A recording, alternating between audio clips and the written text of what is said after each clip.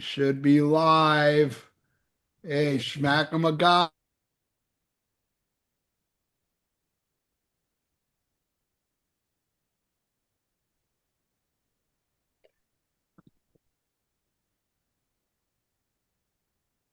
I'm not hearing anybody anymore. Yeah, me neither. I'm here. Well, Can you hear not me? hearing Ralph. Now we hear you. I hear you guys. All right. Um, Look, I'm really feeling bad. I gotta go lay down. But before I leave, I got a couple questions because I'm a big Hallows fan. Oh, okay. Couple things I want to bring up. In the early 2000s, you guys booked a gig up in North Florida, about 5 hours from me, right? Me and my buddy went up there, and when we got there, you guys canceled. Uh, And Hallows Eve was still on the marquee. uh, So we all took pictures in front of it. Said, "Fuck it, we came all this way." we Uh, just guaranteed the letters would show up. yeah, Where was it? Right. it was very North Florida. I can't tell you. Maybe it was around the Jacksonville area or around there. Hmm. And I live all the way in Miami, so it's like a Yeah. 5, 6 hour drive. I usually remember most of the things like that, but I don't remember a Jacksonville show. But anyway, No, I don't think it was Jacksonville. It was around that area, a little yeah, north yeah. from there. But another thing I want to ask, and this is from my friend Emil. By the way, I did a cover. My band did a cover of Speed Freak. No And kidding. yeah, we did a God, cover. I'd love to hear Oh, that. That was literally one of my favorite songs that band did. I'll send you a link. I'll Yeah. definitely send you a link. I don't think once we had that song, I don't think we ever played a show without it. In fact, I know one show, uh, it was a Metal Blade 25th anniversary show that went on for 2 days with all Metal Blade bands. And we were allotted a whopping 17 minutes to play, and we played three songs, and that's the one we ended with. So Oh, that's how important that was to us, or how much I nice. insisted, how much I would have yelled about it anyway. You know, That's awesome. Well, my friend Emil, he told I me would love today to hear. that my friend Emil told me that Speed Freak was written about you and your driving. Is that Yeah, true? it was. Stacy, basically, Stacy wrote that song about me and my driving. Well, my persistence and determination to get to shows. He said he told me, this is from Stacy. He told me, and I was doing what really? And he said, yeah, we used to like cower in the back. You'd be going around mountainsides, the back of the van flipping off to coming back, and you got cigarettes going out the window every few minutes, and caffeine pills thrown around. I did not. Yeah, one Coke after the other. You're going, I'm gonna get us there. I'm gonna get us there on time, and whatever. And he goes, we just cower in the back and say, don't look, man, just stay low. Don't look outside. Don't. And Stacy always painted everything out in a charming cartoon way. And but I get what he's saying. Yeah, I was pretty persistent about my getting there, and I've always been the one that drove. I Uh, like doing it. I still to this day, it doesn't matter. 12-hour trips, nothing to me. Well, after about 10 hours, it does get a little bit, but yeah, I still this day like being the one that drives the van. We even hired guys to drive, and I still would say, "Let me drive today," or "Let me drive half of it," or something. I hate just sitting there. right on. All right. Anyway, yeah, thanks for that. Yeah, it's true. Yeah. Okay. Last question before I go lay down. I am going to still watch though on my phone, and I'll chime in the chat. Um, River's Edge. Yes, Uh, sir. that that must have brought a lot of attention to your band, right? Apparently, um, and you would think that because I've seen other bands that show up and they're in this movie or that movie or the other thing, and I guess since that was the first thing we got into and we got picked to be in it, we were blown away that on the album soundtrack, the actual record of it, we were the first song on the record, and we're on there with. There's not but five bands on it. We're on there with Fate's Warning. I believe Agent Orange. Am I wrong? Was the Slayer. Wipers on there? But also Slayer, and I know we were on there, but Slayer. I know we were just blown away that we're on here with all these great bands and that we were the first song on it. The same thing happened on Speed Kills Volume 1, which was a great compilation just all around. If you can find a copy and you're into collecting stuff like that, that's a great one. But yeah, just I went to see the movie, and at the second day it was out, I went in there. Right away I was in there trying to talk to the theater manager into giving me the poster, which he did. And eventually, years later, made sort of I made kind of like everybody in Hallows Eve that I could get hold of, or anybody who did anything with him, or engineer who was in there for Death and Insanity, whatever, got us all to meet at a Bahama Breeze restaurant. And I brought a bunch of stuff for everybody to sign. I got everybody in the band during that River's Edge era to sign the poster, and I still have it. Nice. So I have a fully signed poster of that. So I had a few things signed. I had my bass signed that I used in Monument that I made the album with. So I had Stacy, David. I did it myself just to make it full, and the engineer who was in the album to sign it, and I still have that. So I'm kind of proud of that. I need to put that up in some kind of a case. I've just got it sitting in the original case that I was touring in. It's just sitting there, and I'm like, man, aren't you supposed to put those things up in a case? But anyway, yeah, I should. Anyway, didn't mean to get off track. I know you're kind of not feeling up to snuff, but yeah, I'm sorry. Yeah, River's Edge. That was kind of neat getting to be in that. We made a big deal out of that because, like I said, to us it was, God, we're in a movie. I can't figure out how to do 19 this shit. seconds. But look, I do a podcast with this guy Ian, who he doesn't really know about underground, but he knows Hallows Eve because of River's Edge. So that's why I'm thinking that must have brought a lot of attention for this guy not to know who you are till the movie. One more question. I got so many questions for you, Tony. I know what happened to Tony. Metal Massacre. Brian Slagle obviously put you on a Metal Massacre album. Yeah, Did that that was lead to Tales of Terror? Do what now? Did that lead to Tales of Terror? It was already going to happen. Oh, okay. I think we were, I can't remember which, well, I know we got on the Metal Massacre, I think before Tales of Terror actually came out, but I believe if we hadn't signed the deal, we're just about to. We actually signed the deal, the date was October 29th, 1984. That's the date we signed the contract. Look at me remembering stuff and everything.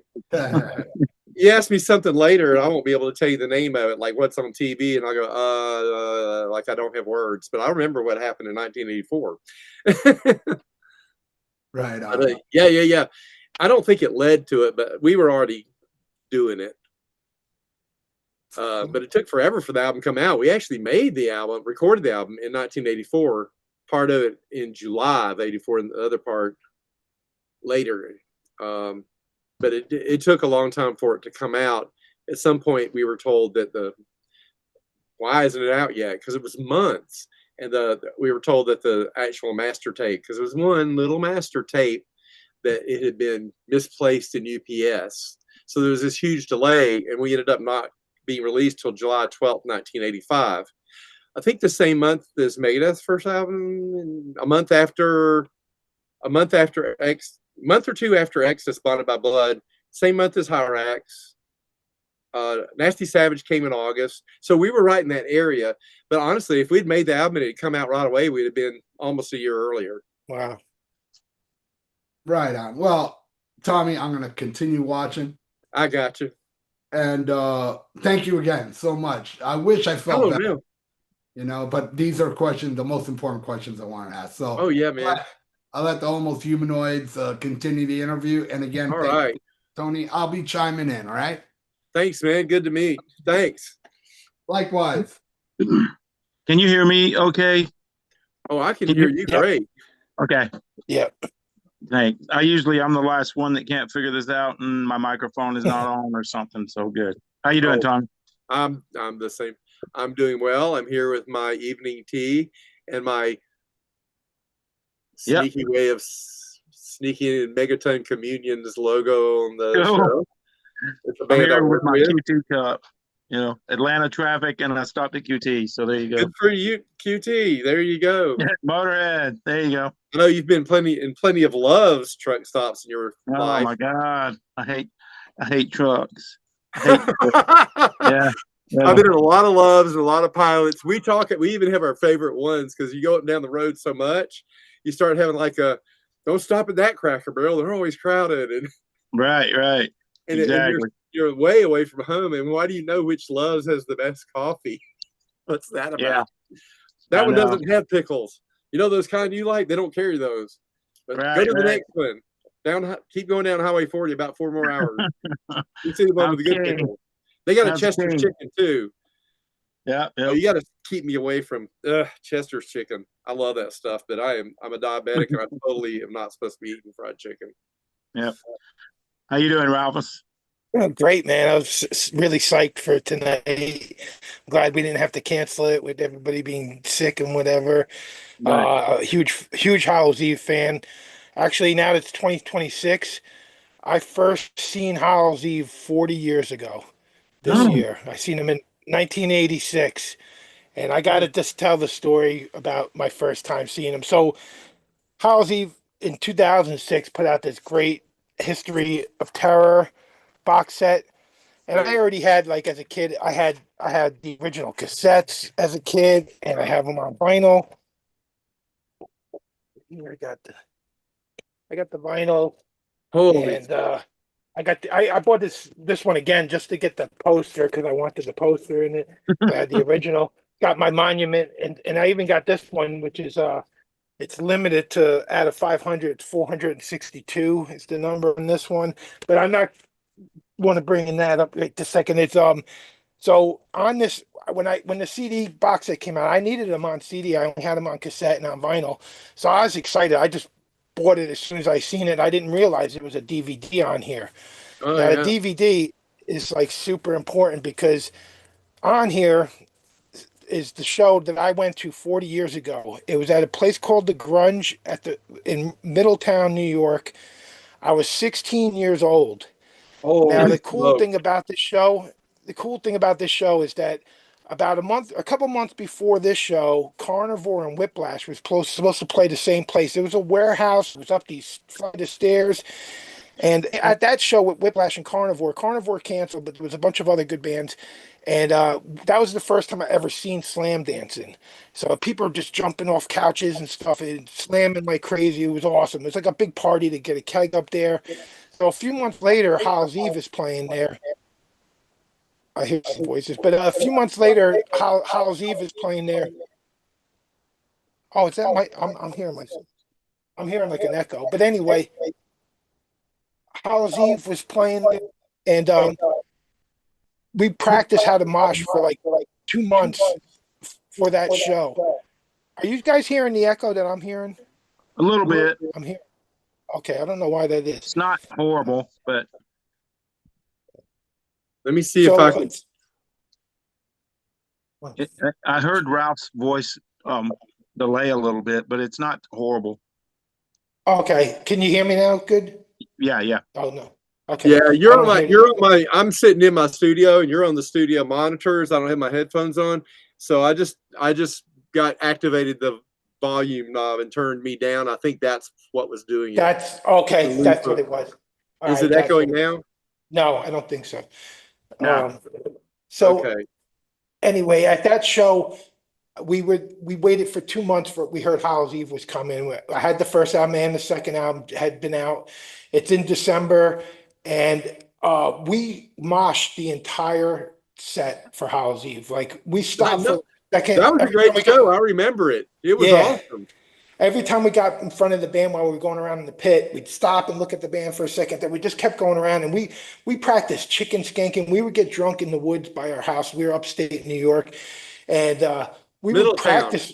Yeah, we were practicing moshing on the weekends leading up to that show. So I just had to say how important that show is because it's the first time I ever moshed at a show 40 years ago. I've been a huge fan. I always go back to these albums. I never get sick of them. They're just part of my DNA at this point. I love Hallows Eve. I got this awesome patch here. I just had to tell that story about, oh, and the other funny thing about this DVD that comes on here is there's a couple other shows, but one of the other shows is at Poughkeepsie, at the Chance in At the Poughkeepsie, New Chance. York. So That I was a went good to that show. show. I was kind of, I wish anybody would been there instead of seeing, but even on the DVD, it's a pretty good show. And you get the drum Well, solo that from Tom show, Knight, the drummer that yeah, was it's great. playing with us right then. I don't know if you know where he went after Hallows Eve. No, there you go. Okay, you know how people spin off their metal bands, and we had somebody playing with us who went off to death, who then went to Testament. We had, and people spin off and go do other things sometimes. Our drummer, Tom Knight, went off and joined this new group that was 3 girls, and he became the forever all-time drummer of TLC. Oh wow. Don't Go Chasing wow. Waterfalls. That's where Hallows Eve's Oh, drummer God. went after the 88 Monument Tour. Wow. He Wow. went to TLC. Can you imagine that? But yeah, he's Well, there, and he's fantastic. So I'm glad we got to have a drum solo with him. 6 of my friends went to the Chance show that's on this thing. So I went to 2 of the shows on this DVD. But the Chance show, when we got there, they had a thing with you had to have ID. And I was 18 and we had 6 of us. The 3 oldest of us didn't get in, and we only had to be 16. But they didn't let us, the 3 oldest of us, go in, and the 3 youngest, because they had ID, they got in. So I didn't get into the show. We ended up going around the corner, and there was a record store that used to sell whippets, and we spent our money that we were going to buy shirts with, and we bought a bunch of whippets, and we had to wait till our friends came out of the show. And it was you guys, I believe, opening up for Fate's Warning. And so I missed the show. 10 years later, here's the show on the DVD, and it's so cool. Like, I got to see what I missed, you know? So that's it. I just have to explain that I was at 2 of the, because I you went did to 2 of the whippets. shows. Yeah, well, no, it's not because they wouldn't let us in without ID. So it was Oh my gosh. Oh, I got you. I missed that part. I'm sorry. I'm amazed at the shirt. Hey, where'd you get the shirt? Mine? Yeah. His. I bought. Oh gosh, I forgot. I should have had mine on. We could have. I got it. these are at, different. you guys played in Raleigh maybe We a decade ago or more. It was probably 15 years. It's probably 15 years ago. You played I think I remember that show. the old Kings. It was you and Yeah, Skeletor. I was gonna say it was something with King and the Yeah, you and Skeletor. It was it was I think Was Andy Miller booked that show. Yep, Andy Miller. It was that that particular lineup, the one that did the Evil Never Dies album. Yep. And I don't. We were very loud that day. Yeah. Yeah, it was a fun show. We could have just not done the vocals probably because it was so freaking. We got a kick out of it. I still remember Skelly laughing about it. He just goes, "Let's just turn everything all the way up. Do it, man." And so we did all knobs to the right. We really did. I didn't have to be as particular in Hallows Eve about my bass sound. There just had to be bass. I didn't really have to worry about which amp I plugged into or anything. I wasn't that particular about it because to me that wasn't really what it was about in that band. Now later I'm all kind of particular about. It depends on the project what's going on, but to me metal is just metal, you know. And we're thrash, and that's what we're doing. And it's just there's a guitar, there's a wall of noise, and some guy hollering, and some drums, you know. And that's kind of how I viewed it. Let's go. We're just a rocket. Yeah. It would come in, there'd be 3 amps up there at a festival where you got 3 amps, you can I just hand the thing, go plug me in somewhere. That's ready to go? Yep. Okay, let's go.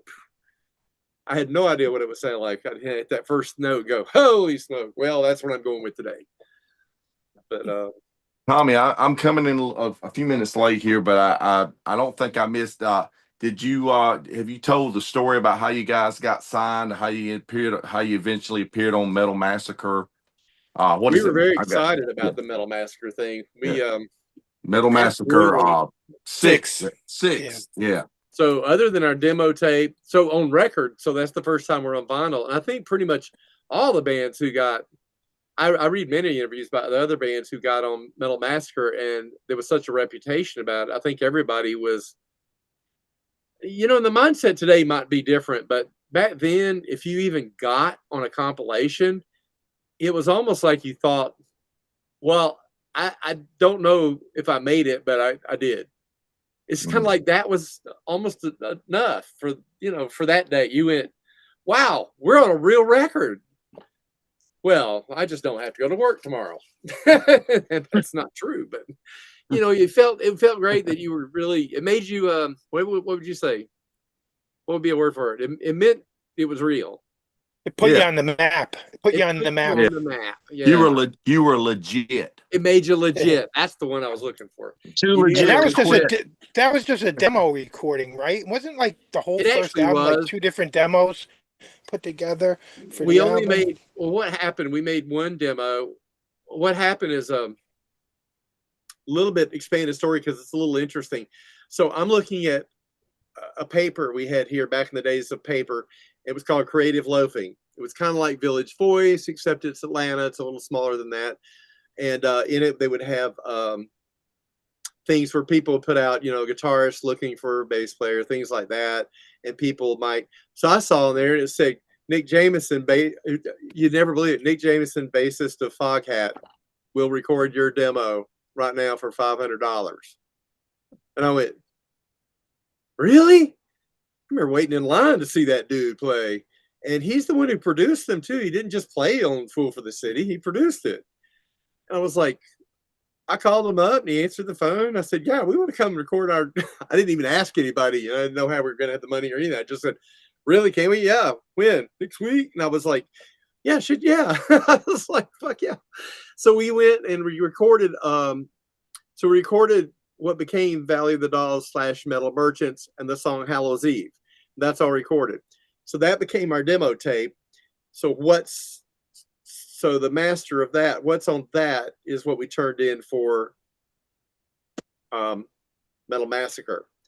To finish off the album, we went to Axis Recording Studio, which was a well-known Atlanta studio. The band who had just recorded there most recently that anybody would know was Saxon had done The Power and the Glory there just a few months earlier, or maybe even a couple of months earlier. We didn't go there for that. What I did is I was calling studios and finding out who was closing.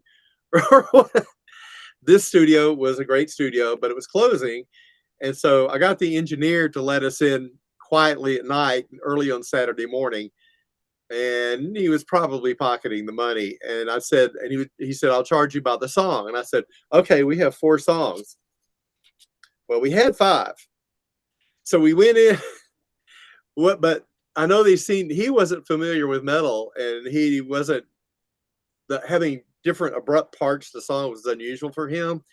So we went in with the game plan of it's right there on the album.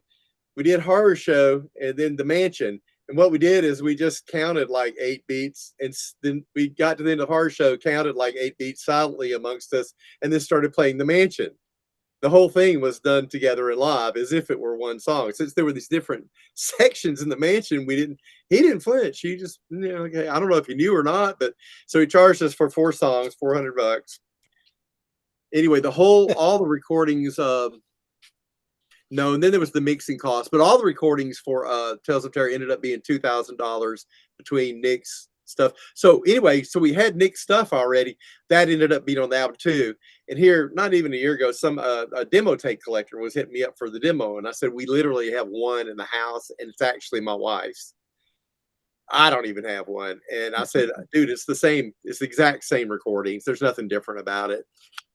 And he said, let me know if you find it. I'll give you. And he said and I was like, I'd feel funny even giving it to you. It's literally, but I said, we wouldn't sell it anyway, because it is the tape that this is how, okay, in a quick thing, this is how I met my wife. It's a little story too. See how I go off the rails? Here I go. But it's connected. So, yeah. But it's a good one. So we put an ad in several magazines. I believe it was Metal Hammer that this one was in, to buy our demo for $5. And she was the first person who bought our demo. She lived in Baltimore. I lived in Atlanta. She bought the demo, and then and in it, there's this little piece of paper telling us how to write to us and get more stuff. So it's kind of like a sales tunnel. And so she writes to me and whatever. Anyway, later we ended up staying at her house on like our 4th show ever. We stayed at her house in Baltimore and played at Showboats, and then wound up. We went off on our lives, and everybody had their own life and whatever. Because of social media, we ended up finding each other, and we ended up getting married in 2014. We found each other in late 2011. She moved. We were dating by plane, and then got tired of that. She moved in with me, and we got married. And so my wife, who's Amazing. with me now, that's how we met, was through Metal, Yeah, through man. Metal Hammer magazine and demo tapes. Yeah. And stuff like that. And- I mean, that's pretty cool. And But she's a whole Saxon lot of- fan. I think a whole lot. That's so much why I love I love underground metal. I never really had it in my mind to be in arenas. If I had, I would have just dealt with it. But that really wasn't my target. My target was I just wanted to be in there. I wanted to be playing in places. I wanted people to like our music, I hope. And if they didn't, they didn't. But whatever. I just wanted to be in the scene and everything, and I'm still there. And I've often thought, whenever I'm kind of feeling a little down, like, am I just entertaining myself, or is anybody really listening to this or anything? All I got to do is think back to when I was like a 15-year-old kid. I throw this at other musicians all the time. I go, would 14, 15-year-old you think you were pretty cool now? And then I tell myself, I go, oh yeah, I became exactly what I thought what I wanted to become. I make albums, I tour. I've had a lot of experiences, and it's all because of the rise and the creation of metal music. I probably would have been in music anyway, but probably, some kind of hard right. If metal had never happened, I would still be in music. Mm-hmm. But I knew that I knew this is what I would be doing. Not necessarily metal. I knew I would be a musician. I knew I'd be doing art and metal. And now I have the label. I'm running Black Doomba Records. I have a studio, and on occasion I work on other people's stuff and produce a couple of albums here and there. And I'm making my own albums and putting them out. And I'm happy. I'm happy. I'm happy as I can be. I'm out there. I get to meet so many people and do so many interviews with other people, and I get to be on panels. I just did one last week. It's like, what are your Doom top 4? What if they were the big 4 of Doom? I got to do a panel with that, and it's just awesome because it seems like every week or so I'm doing something like this, meeting people, and go to the festivals. And I've always got tables there at the festivals, whether I'm playing or not, because of the label. And I'm in on that, and I meet everybody in the place. I go around with stickers of the other bands on the label and talk up everybody. I go around with a little bucket of candy and CDs and whatever, and hand all the stuff out and just meet people. They sign up to subscribe to the label. I stay in touch. What a great thing to be in. It's awesome. I don't think we have to do anything else. I mean, this is just awesome. Anytime somebody says, what would you be if you weren't being now? And I go, I don't have a clue. This was on my target when I was 5 years old. I didn't know I was going to be doing heavy metal because it didn't exist when I was 5, but I knew I was going to be doing music. I knew, and I am what I wanted to be. What a great thing. And it's because of people and music and the scene. I don't really want to be, I like, that's why I like the underground, and they call it the underground, but it just means, well, I'm not in the arena, but I'm occasionally on big shows and whatever like that, but it's the overall thing of it. Mm-hmm. I can sit here and try to articulate it for 15 more minutes, but you know what I mean, I guess. Real quick, who's the big 4 of Doom for you? I think like Pentagram, Candlemass, Trouble, St. Vitus, or I don't know. That was my 4. Really? Yeah, that was my 4. Oh, shit. Yeah. I No didn't use Sabbath? Black Sabbath because to me the explanation for Black Sabbath is they were the given, and they're the root of the tree. Yeah, the creator. So I didn't include them. Yeah, I got And you. then I said, but these 4, and I also was kind of not by necessarily who was the most popular, but also bring in like who was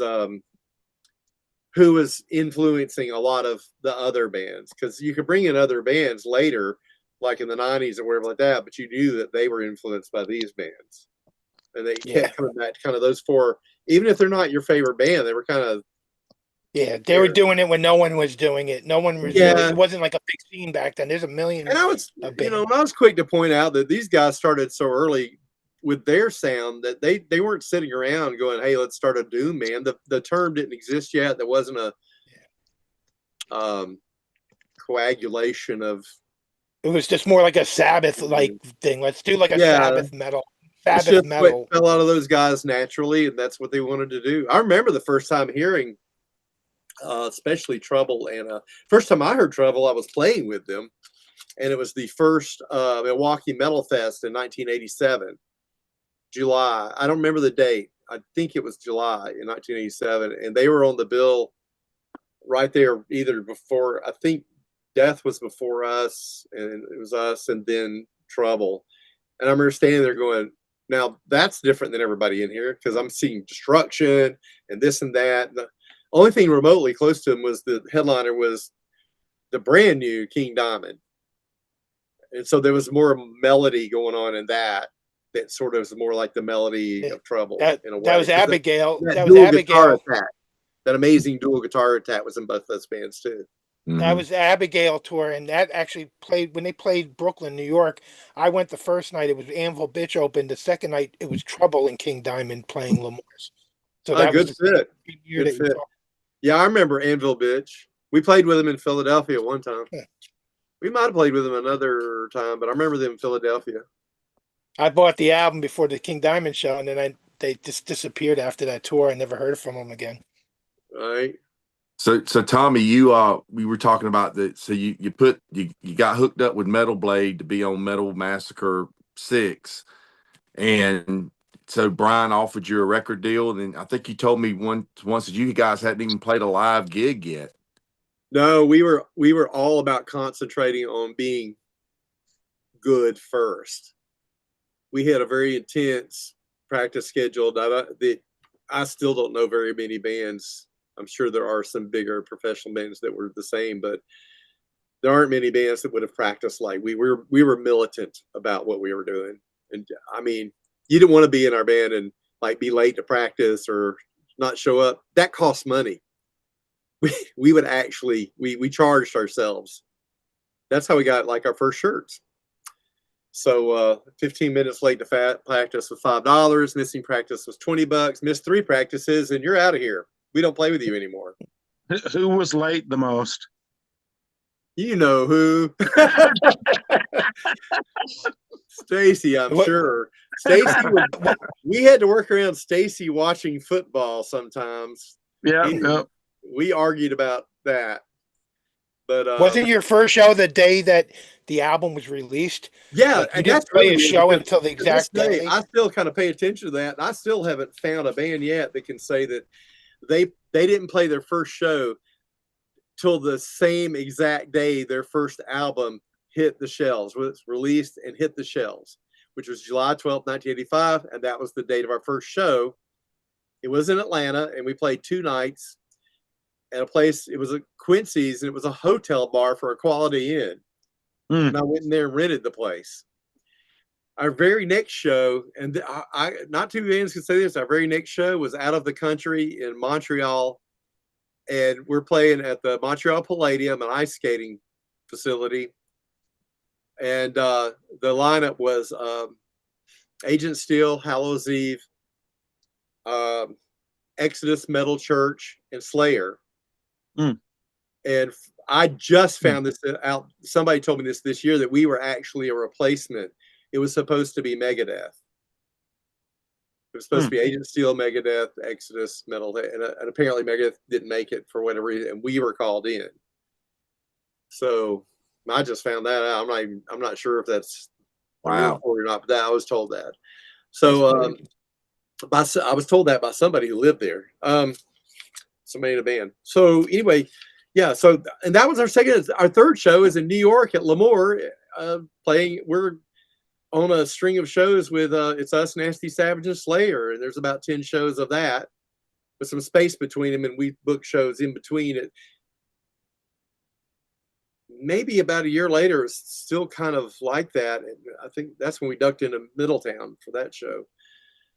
But you played Lemoore's again with like the Crumbsuckers and Anthrax, right? Yeah, there was a Crumbsuckers Anthrax show. There was another one that was a bunch of like more crossover. It was like want to say AOR, DRI, COC, and we were on the bill too. We were the only ones that didn't have initials. We got a kick out of when that. you played CBGBs, who'd you play with that show? That was that was weird because Hilly booked that as the first heavy metal show in CBGBs. Now it seems like there was so much going on there that how could that be? But it was Whiplash, Hallows Eve, and Nasty Savage. Wow. And we sat, and it was a press only show, except for unless you were friends with the place. It was a press only show. So the idea is, when the band would end, Whiplash ended, and then we went and sat on the front of the stage and took like 10 questions, and then got up and played. And then Nasty Savage did the same thing. Everybody was sitting there with little tape recorders and all. Now there was somebody I had to play face to face through. I like telling about this because later it I just noticed it that night, but later I went, holy crap. So the stage in CBGB's, as you know, is probably only maybe a foot and a half off the floor, 2 feet, maybe something like that. It's not too far up, but I'm up there and I'm kind of short. So I'm 5'7". So I'm average, but a little on the short side. And there's a guy that comes wiggling through the very skinny, CBGBs, and he gets right up at the front, and he stands there the whole time I'm playing, which that show is on our box set. I did have that in all that stuff that's on there was in my collection. That's how they got it. Mm-hmm. So anyway, in that show, he's standing right there face to face with me. I could have reached out and pushed him anytime. It was Pete Steele. Yeah, so Peter Steele stood there and stared at me like a foot away. Now there wasn't type egg, no egg. It was Carnivore Steele. So the Carnivore man is staring at me is all I know. But I remember going, God dang, he's tall, because he's looking eye to eye with me, and I'm 2 feet up from the floor. Anyway, he was a big fella. I was probably, I don't say a foot and a half, maybe something like that. So it was interesting because later when I figured out who he was, I became all entranced with Type O Negative and just love them. And then I realized, I was like, that's the Carnivore man. Wow. Here's a picture of CBGB. It's kind of hard to see, but it was empty. My friend took a picture of it and blew it up for me. But you can see it's like 2.5 feet tall, the stage. Yeah, at the most. It was a small stage. But I used to go to Lemore's, and I would see Pete Steele walking through the crowd, and we loved Carnivore, but we were so intimidated by this fucking thermonuclear warrior walking through the crowd. We just be like point at him, and we'd be like, there he is. But he was a legend. We fucking loved him. Oh yeah. Yeah, that was always kind of unnerving because when you played at Lemoore in Brooklyn, you're right there with a whole lot of people. There's a whole lot of people you listen to, and here we are straight, off the onion truck here in Georgia.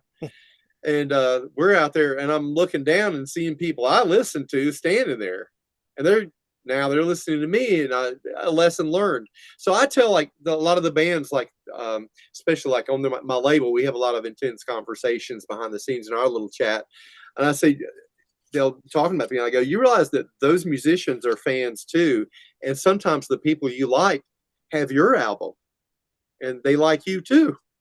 You just might not realize it, or they might not mention you, but when you walk up and say who your band is, you might 50-50 chance they'll go, oh, I've heard of that. They're not necessarily being polite. They probably have. They may have it. They may have it right there.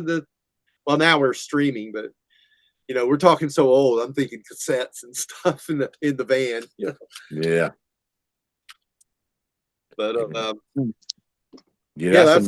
that's amazing, man. You guys accomplished a lot there in just a short period.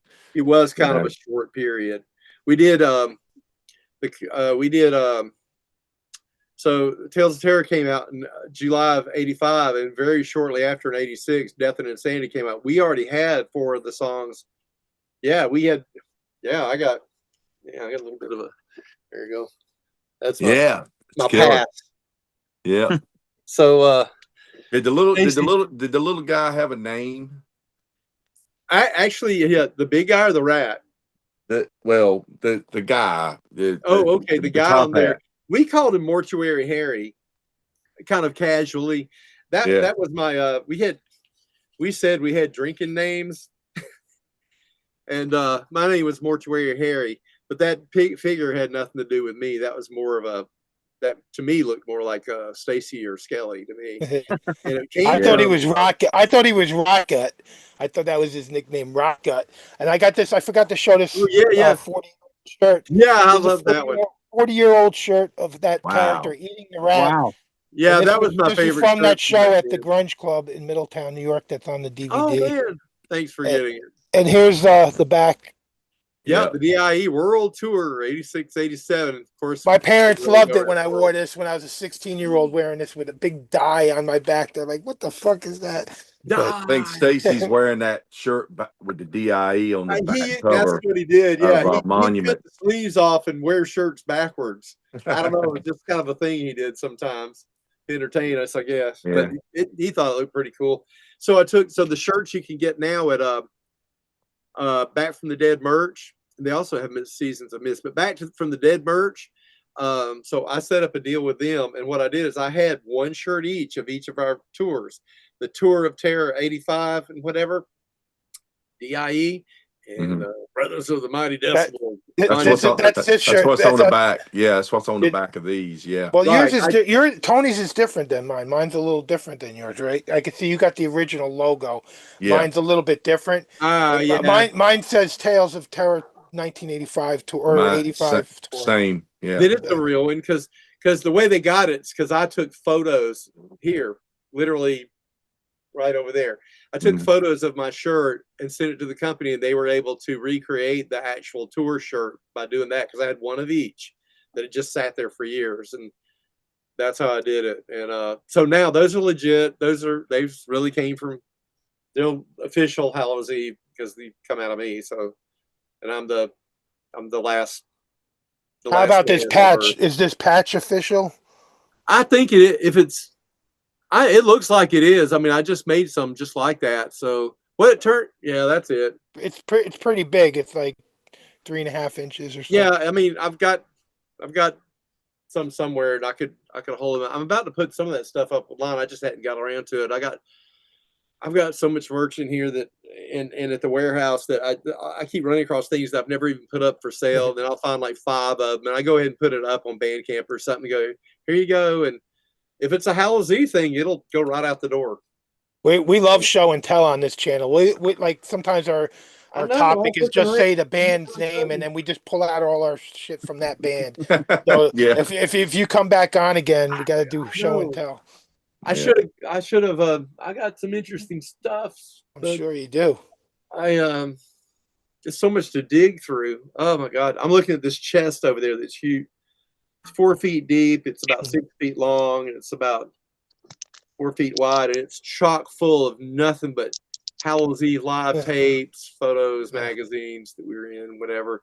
Lots of live tapes. I went through for the remastered stuff where they put 4 live songs on the end of on the CD. If you get the CDs, and it was released about 2 years ago, I dug through about 150 live shows listening for what was clean enough and from that era.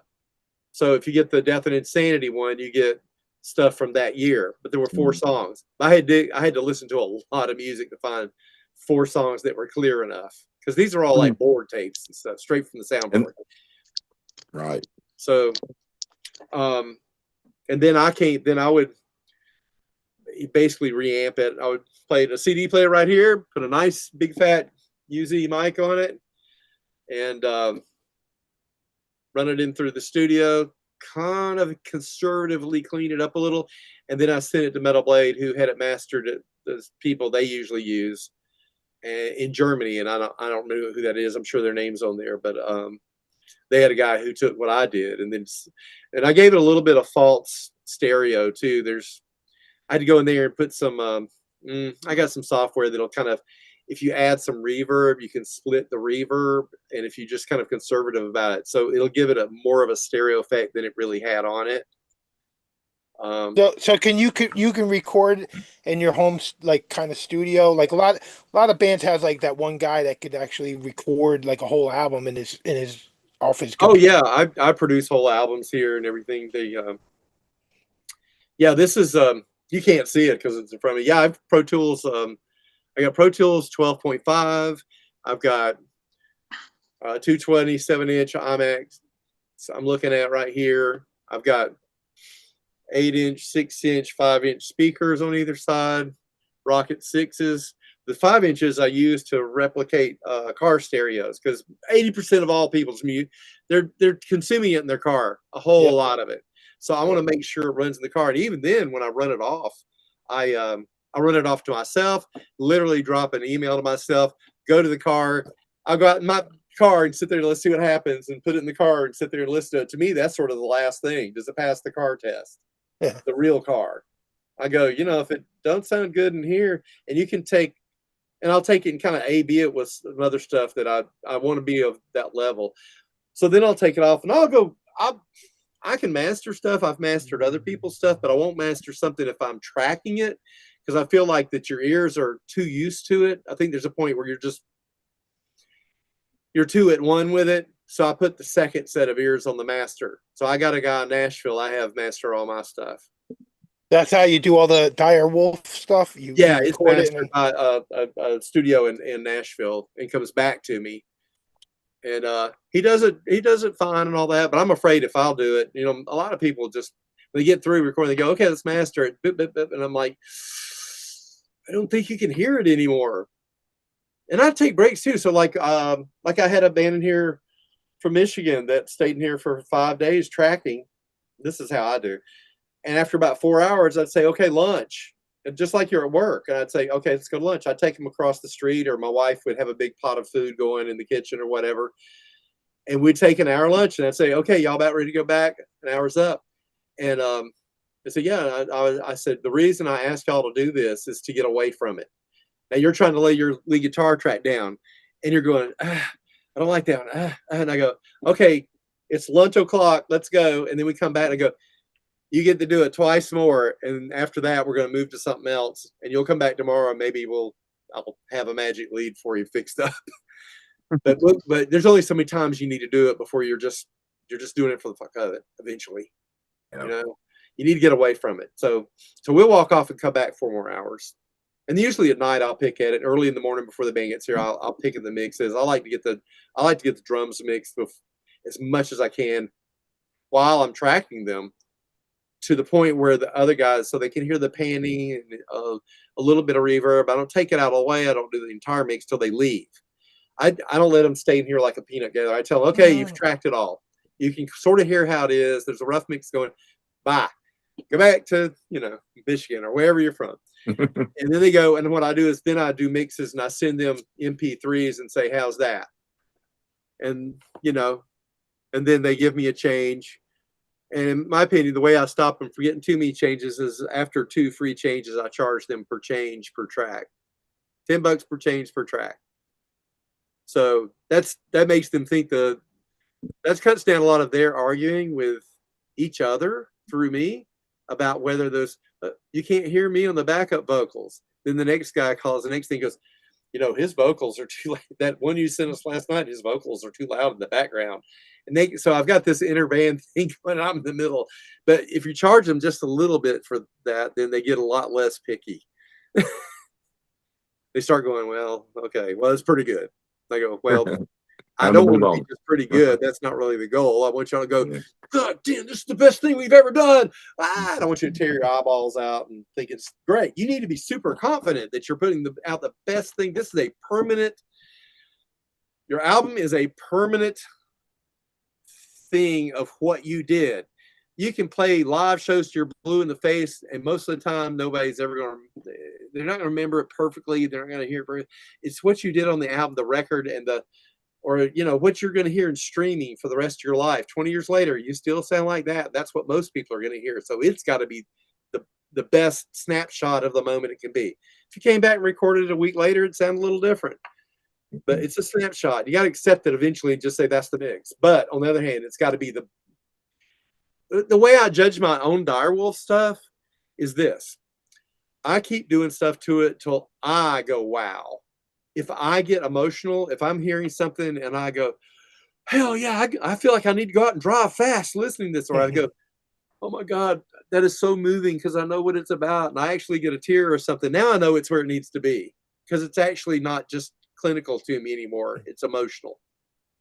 And I That go, sounds man, like Eddie Van Halen. Eddie Van Halen was like that. I read a book about him where he did the same test in the car, but it was like a cassette, and he would drive around with it and play it for all his friends in the car, and that's how he passed the test if it sounded good in the car. not a bad idea. I never let people hear anything more than snippets. I'm kind of privacy about keeping it on me till it's released. But that's a good idea. I guess I have let a couple of musicians. I mean, I let my drummer hear it a little bit. I don't even let Yeah. them have a copy in I there. Yeah, He's in the band. I knew an engineer years ago that did that. He'd be like, would work with a group, and he'd say, "Okay, who's got the best car stereo? Who's got the shittiest car stereo?" And they'd go out and listen to it in both to see Good idea. how it Good sounded. idea. I think. Yeah. So Tommy, you you know the deal about the Robert Ludwig mastered Led Zeppelin twos? Yeah. No, Yeah. go ahead. Tell me. Well, one of the most valuable American ones that people are highly sought after is they have RL in the matrix numbers because Robert Ludwig mastered them. Well, Robert Ludwig, those masters have more bass because it was 69, 70, whatever year the second Zeppelin album was. But Robert Ludwig mastered that album for play on an AM radio in a car. So he added more Oh, bass. So everybody wants the Robert Ludwig. So you'll see people in record stores, scanning the matrix numbers for RL. I did And not know that. yeah, he mastered for AM car radio and put more bass in it. But yeah, that's true. That's a true working theory. Then there's Yeah. some people, some stereos that causes the needle to bounce off. Yeah, Yeah. it's a Wow, great no copy. kidding. But Now I want it. I'm a well, pretty my big favorite copy is the Quality Press, the company that did all the Zeppelins, and they're out of business, but they did I had the MoFi, I had the Japanese, I had the UK original, I had the American original, the Robert Ludwigs, and I got the MoFi, which was I think 2010, and the not the MoFi, the Quality Press, Quality Records, and that one just me and my buddy who has a record store, we set playing side one of Led Zeppelin 2 on all the records, and the minute, like 10 seconds into the Quality Press, it was like, that's it. And I was like, you're right. And so I sold all my others. I sold my Ludwig, I sold my MoFi, I sold Japanese, I sold all of them. But Quality's now about $700 for a copy of Zeppelin 2 on, Holy moly. yeah. Wow. But Wow. they're worth it. Yeah. Yeah, if that's one of your favorite. Well, I know people ask all the time, like, I bet you have a lot of albums. I go, well, I do, but of albums that are not part of the record label, have thousands of those 18 bands. But in my actual collection, I've actually, you're you think this is nuts. I don't really have tons of albums. I keep it to 200. But all those 200 albums are very special. Right. So, in one way or the other, some of them are still sealed. But I'm the same. I kind of just need the special ones. If I want to just listen to the music, I'm like anybody. I can just stream it. Well, I I'm can look I'm right like here. you. I keep my record collection at just under 4,500 records, and it's a struggle. So And that's Yeah. like, yeah. Oh, Yeah, I it's know how you totally a feel, struggle. man. I do have a collection of test pressings. Nothing interesting for them. The collection of test pressings I have is mainly from the label, but I no, do okay. have some test Oh yeah, pressings. well, yeah, I have some bootlegs that as are. you should. Oh I yeah, got always. two test pressings that are two of my prized possessions. One is Deep Purple, Come Taste the Band, and I got that one Oh, signed by Glenn Hughes. And the other is Ramones' Rocket to Russia, oh and man, good one. I got that That was signed at the that was Masquerade. kind of my favorite Yeah, Ramones record for the long time. I always felt like if I had that one and I had It's Alive, I really was okay for the rest of it. right. Yeah, that's a good one. And I Ramones like Mania all is the a good one to Ramones. get to. Yeah. But yeah, Rocket to Russia, when came out, that stayed in I had an 8-track of it. That stayed in my little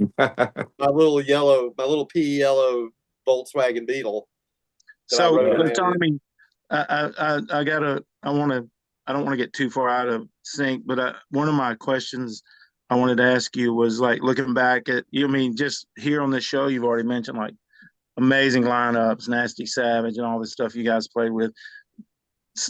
You know, I asked Stacy this once. I said, "What band did you see? You know, while you're out with Hallows Eve, that it was like historical." And he said Zodiac Mind Warp. He saw him while you guys were in New York, but he said Zodiac Mind Warp. And he's like, you probably don't know who they are. I said, yeah, I know who they are. I got the first album, and Yep, I remember Chaos. Kid Chaos was the bass player, and he went on to Guns N' Roses, The Cult, the Four Horsemen.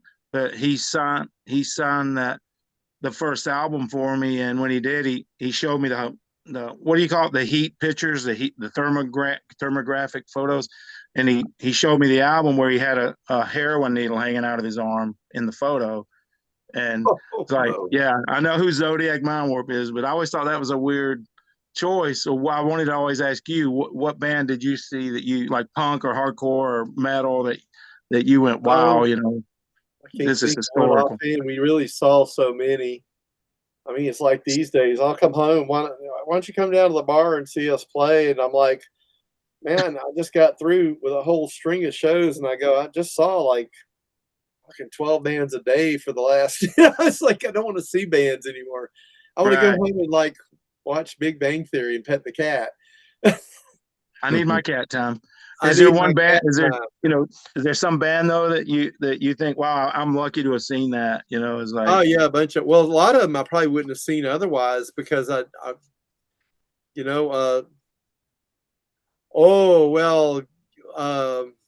night we saw Girls School, that was pretty interesting. Yeah, wow. I would never have, unless we just accidentally played on the same bill. But pretty much you'd have to be in Europe to play on the bill with them because they don't really come over. I think they've only been over twice ever.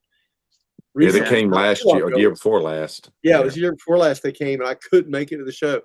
The one we saw was supposed to be Hallows Eve's first show. We were booked to play at the Strand Theater in Marietta, which used to have bands, and the band was Girls School. I had their albums. I was beside myself. I was like, I'm going to get to see Girls School. Well, they changed. The Strand Theater caught on fire, however did. They canceled the show, but they rerouted Girls School over. This is pretty funny. Someplace in Buckhead. It was in the same building that the Sex Pistols had their first American show in, but it wasn't the Great Southwest Music Hall. Great Southeast Music Hall, yeah. Right. It wasn't that. It was in the corner of that same strip shopping center. We went down some stairs, and it was a male strip bar. Even Girls School was laughing about, how did we end up here? Anyway, we went. So the guys in Hallows Eve, we all packed up and went. It was just us. We got there, and it was just the 4 gals in Girls School and the 5 gals at the time. And that was all that was there, other than a bartender and I think a door guy who got bored and went home.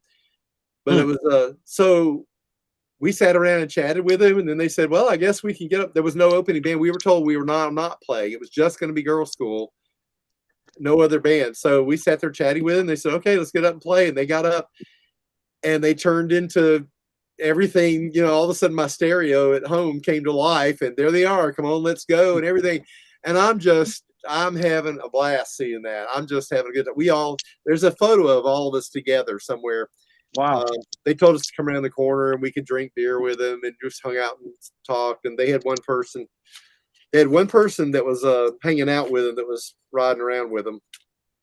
And it was Vicki Blue, Victoria Teschler from the Runaways. She was there hanging out. She was really quiet, didn't say much.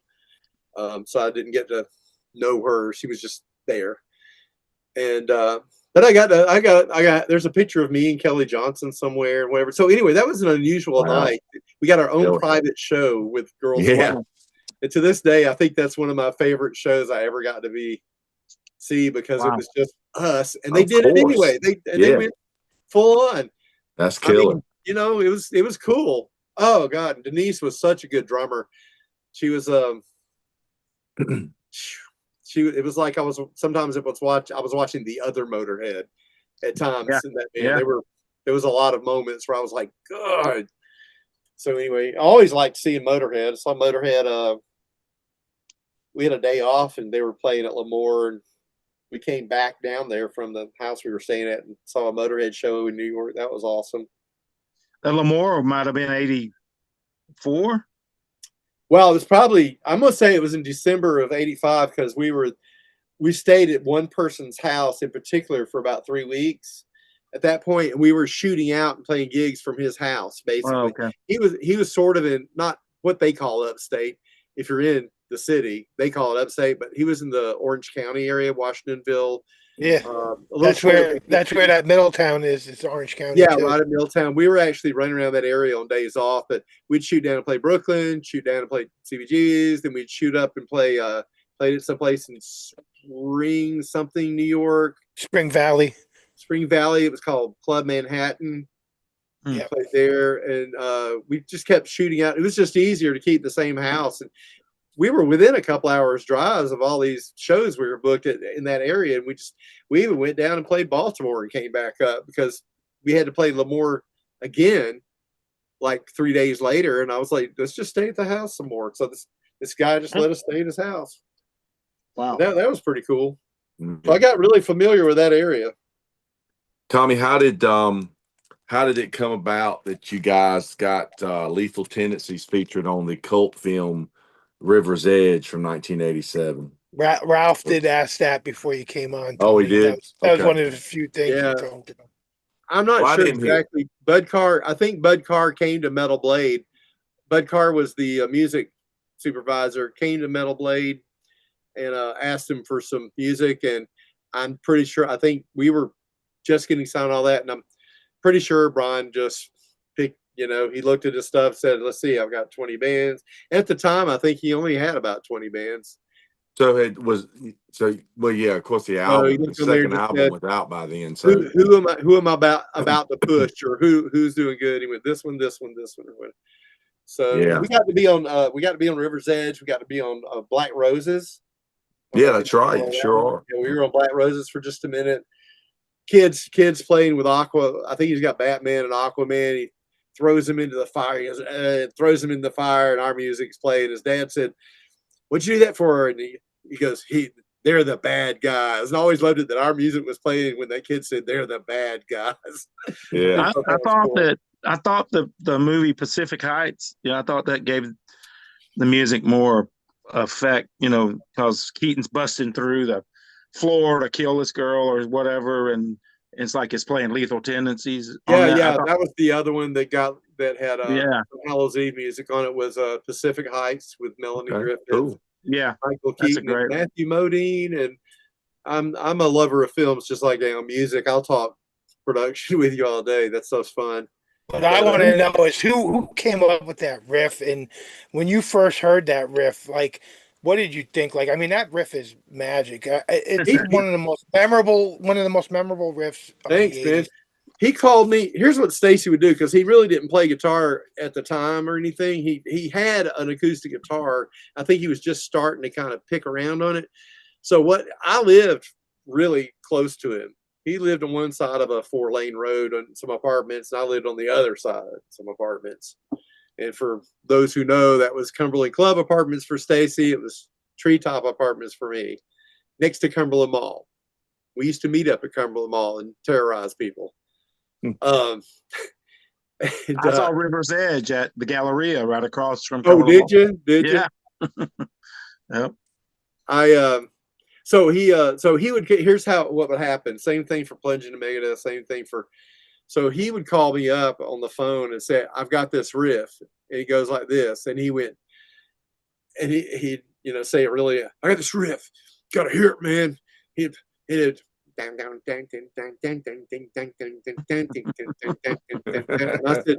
I said, are you playing the theme from Halloween by any chance?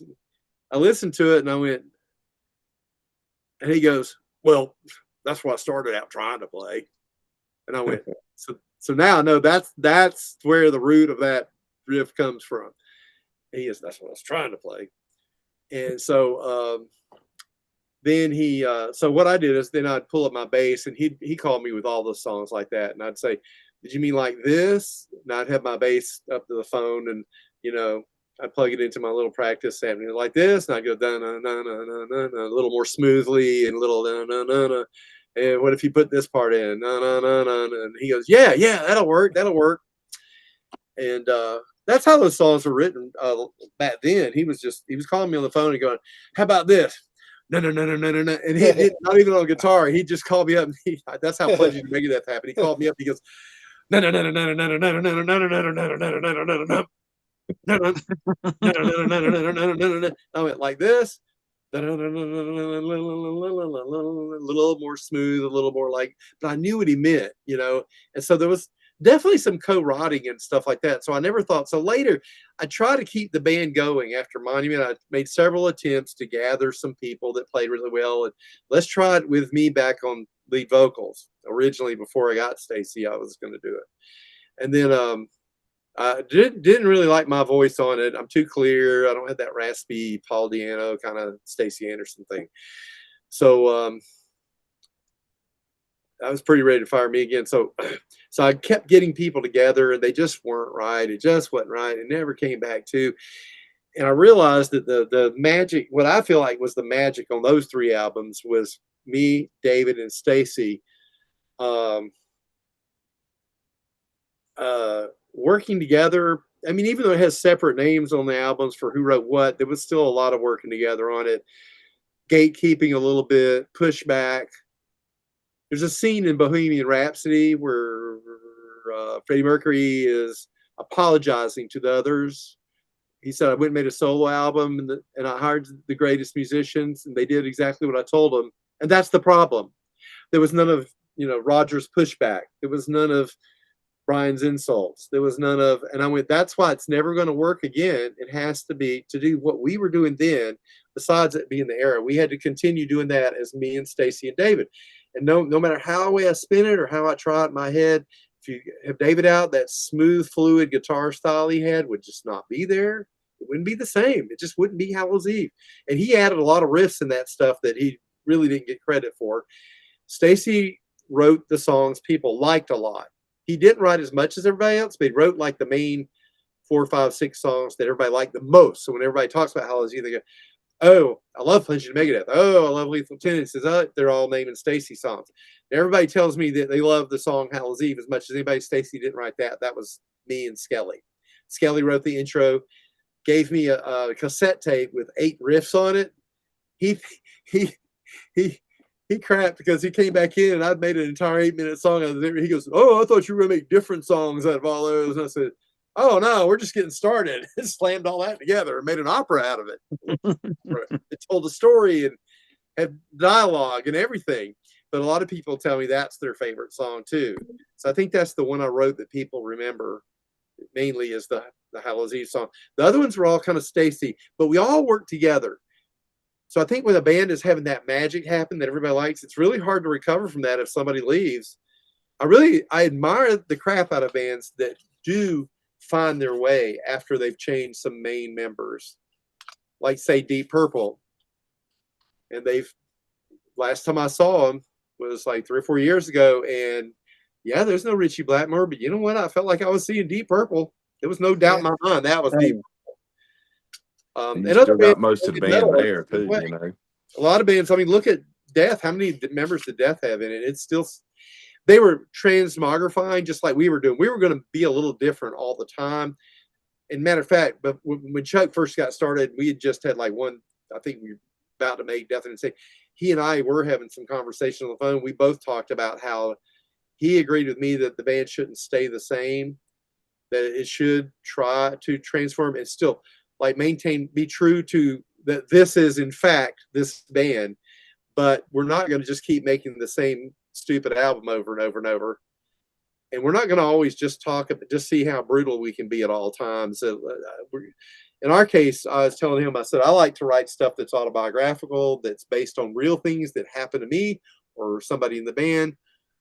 we really happened. When we talk about we're going to kick somebody's ass, we probably did kick somebody's ass, and we're writing about it. Um, we're not just talking about it. So that you're not going to see a lot of stuff about stabbing people and shooting people in our albums because we didn't do that. It's not, we didn't write I fantasy. always, We're writing I about always felt that Monument was your most progressive record from the other two, because it's got a lot. It's more in line with what was happening in thrash metal at that time. it was getting a little more polished. I always thought Monument was a little more polished than the first two. They were all three. The Definitely. first one was we just ran in and played it. Yeah, It was basically a live progressed. album. Each one, and then the next one there was a little more time on it. I can't remember how much.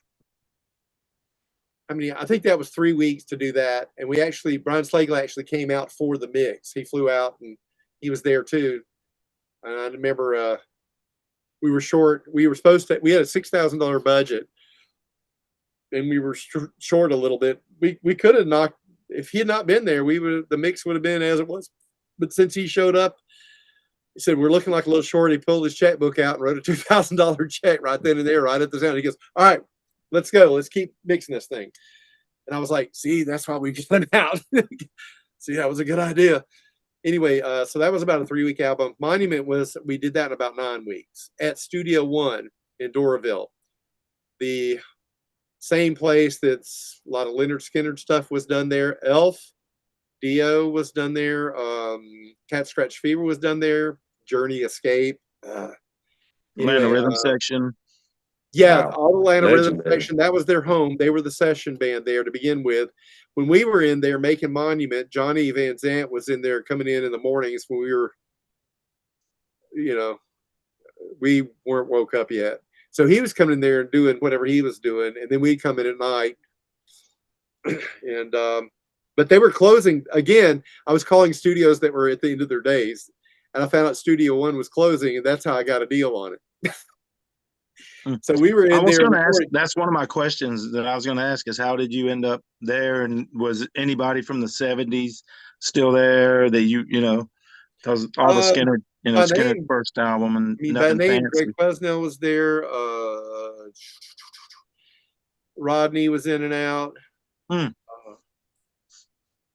Who later, that very, we were laughing, that very board, when they had a building for the Georgia Music Hall of Fame, that board was in one of the halls. Stacy was there with me, and he said, if they turn that board up sideways and shake it a little bit, I bet you a whole bunch of coke will come out of it. I'm sure it would. I bet.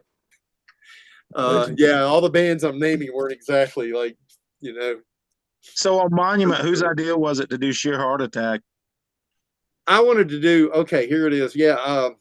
So I decided I really wanted to do a cover. I like interpreting songs as long as we didn't copy it, as long as we interpreted it somewhat. And you did it well. I brought up, let's do Stone Cold Crazy by Queen. And so no metal band that I'd heard of had ever done a Queen cover or interpretation or anything. And I said, I think it would be really out of genre to take a Queen song and make it be thrash. So I said, how about Stone Cold Crazy? Seems like it would lend itself to that.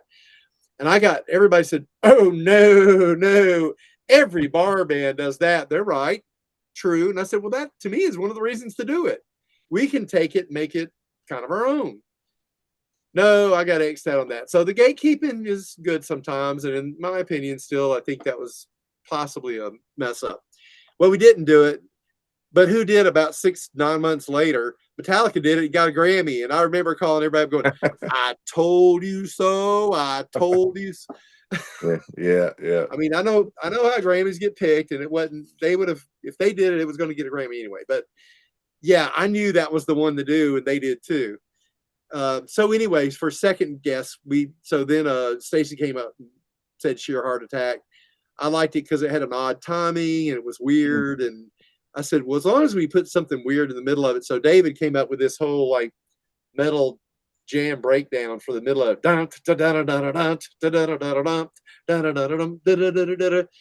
So we were back in the 4/4 time. Then it goes out to whatever it is.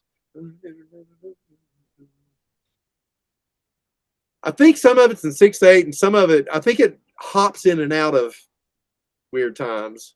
I've forgotten exactly what it was, but look it up and let me know because I like stuff like that. But anyway, I thought it was a fun song to do. People liked it when we played it live. We got to where we'd do Speed Freak. We'd come back on stage if back then people did get encores. If we came back on when we were headlining and they asked people were wanting encore, we'd come on and do Sure Heart Attack, or we might add another cover that we had just kind of jammed up in the van or whatever before it came going, hey, let's play Riff Raff by AC/DC tonight. We didn't even practice. We go on stage. We did that at the Chance, Poughkeepsie. Yeah. We never played it. We never rehearsed it. We stood around backstage, said, tonight let's run out and play Riff Raff. And we just sat there with David goes, I said, do you know the main riff? He goes, no. He goes, yeah, I know it. And I said, he goes, you know the bass part? And I went, da da da da da da da da. I said, yeah, I'm fine. Says, you know the words? And he goes, I know some of them. And I said, all right, fake it. Let's go. So now it's on a DVD forever, right? Yeah. That's anybody watching on, if you can still find this is great. But it's on there. We were talking about the whole, like, because that was my first show is seeing him on the Middletown show on there, and then I went to the Monument show, and I loved this album, but when it came out, like you're saying, it was more polished and cleaned up, and I was like, you bring up the band Death, and at that point, I was a huge fan of Scream Bloody Gore and Leprosy, and then all of a sudden, I go see Death at the Streets in New Rochelle, New York, and James Murphy's in the band, and we're like, oh, who's this guy? And somebody's like, oh, he's from Hallows Eve. And I'm like, he's not in Hallows Eve. So that was one of my questions, was that I'd like to hear just a little bit about the small era of James Murphy being it was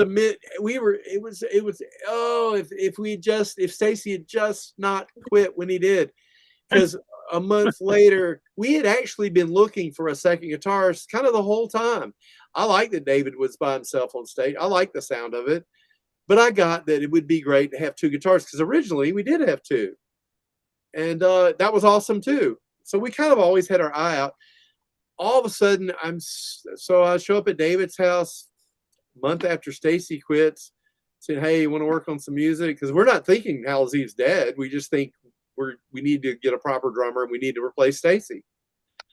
And there's this guy standing there. And so anyway, he's moved in with David, and apparently he goes, this is James Murphy. He's going to stay with me, and he's in the band now. And I was like, what? Because I'm like, I'm used to everything being run by Tommy. Well, we ran everything by each other, but I'm definitely used to like always being, just telling me that he's in the band was like, I didn't say nothing. I was like, well, I'm not in a position to get bossy right now. So or directive in any way. So let's just see what's happening. So he stayed around and rehearsed with us a little bit for about 4 months. And he decided, from what I understand, what I've heard, he decided that it didn't seem like we were ever going to settle on a new lead singer. So he got the call from Chuck and took it and went on down there. And he stayed in it just long enough to leave and went somewhere else. And that became kind of how he did his career. I'll stay here a little bit. I'll stay here a little bit.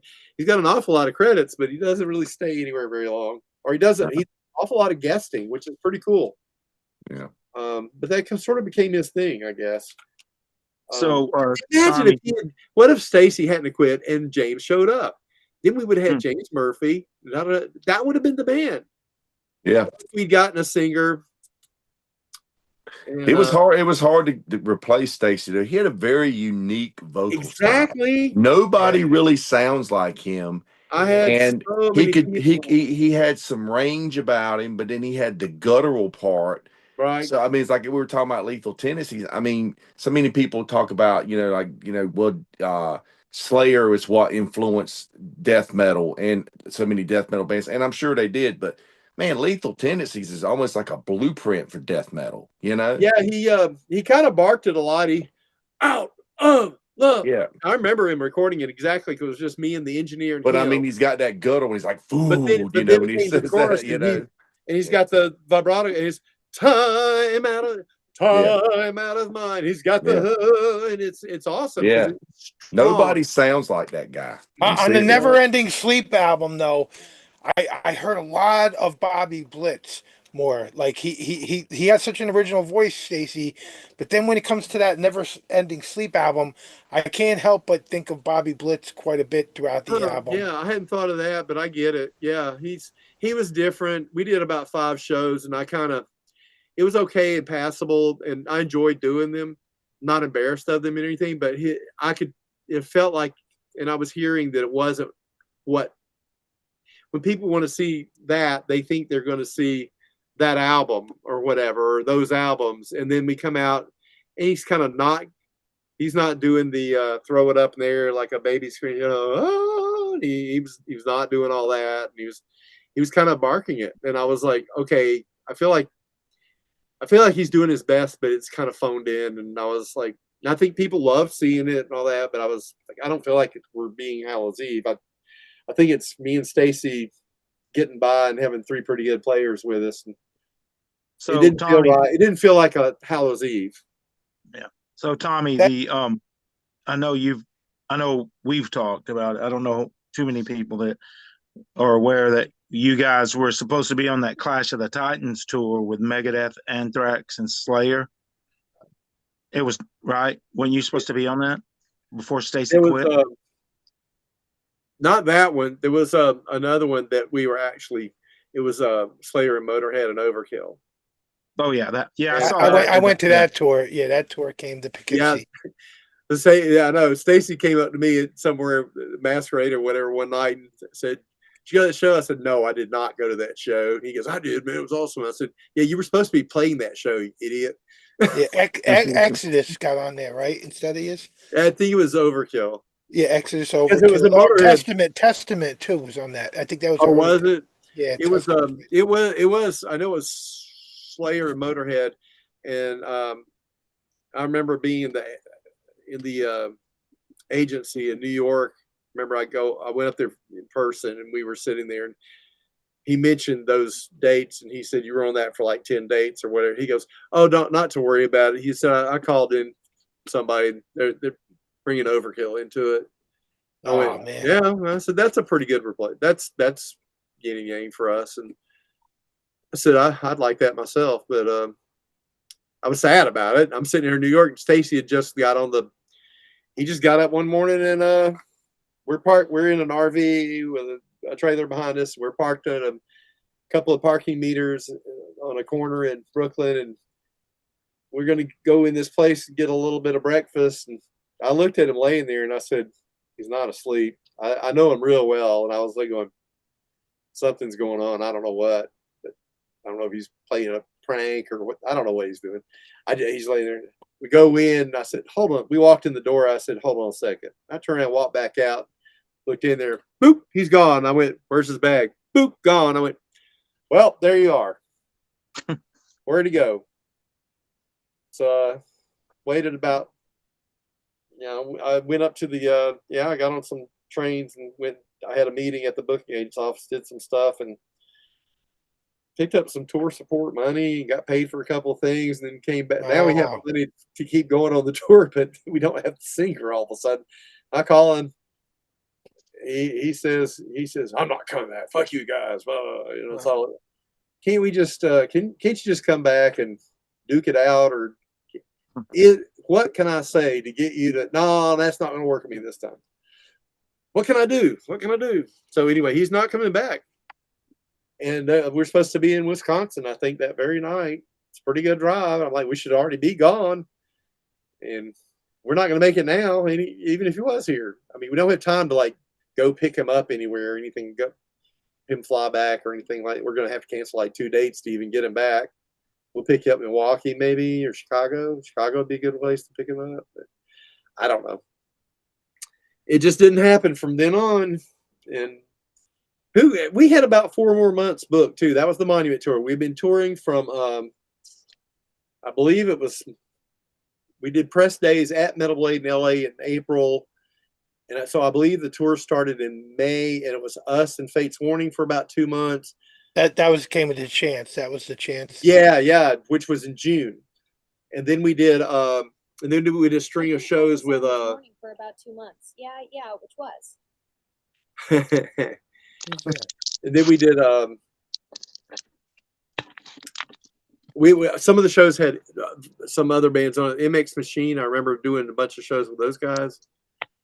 And then the last part of the tour was the end of August, September, and the first couple of weeks of October. That's when Stacy Quit was in October, and that was a good one. That was a band called Blind Illusion and At War and Us. That was the tour. Us headlining. That was the tour.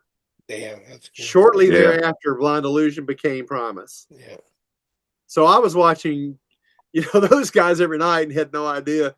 I really didn't know who they were. I had not heard Blind Illusion until the live stuff, until I saw them live every day for 2 months. Wow, And, that's killer. It was pretty interesting. I had to.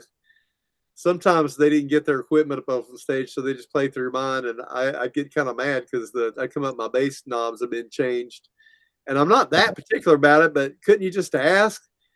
And so they would get up there and jam, and they wouldn't stop in 45 minutes. I used to have to go up there and literally cut them off. One night I got a little bit upset with them, and I walked. This is to Les Claypool and people I like, And anyway, so I went back to the board, saw where I said, well, that looks like a big thick cord right there. It's plugged in right there. I said, bop. I popped the whole PA, bap.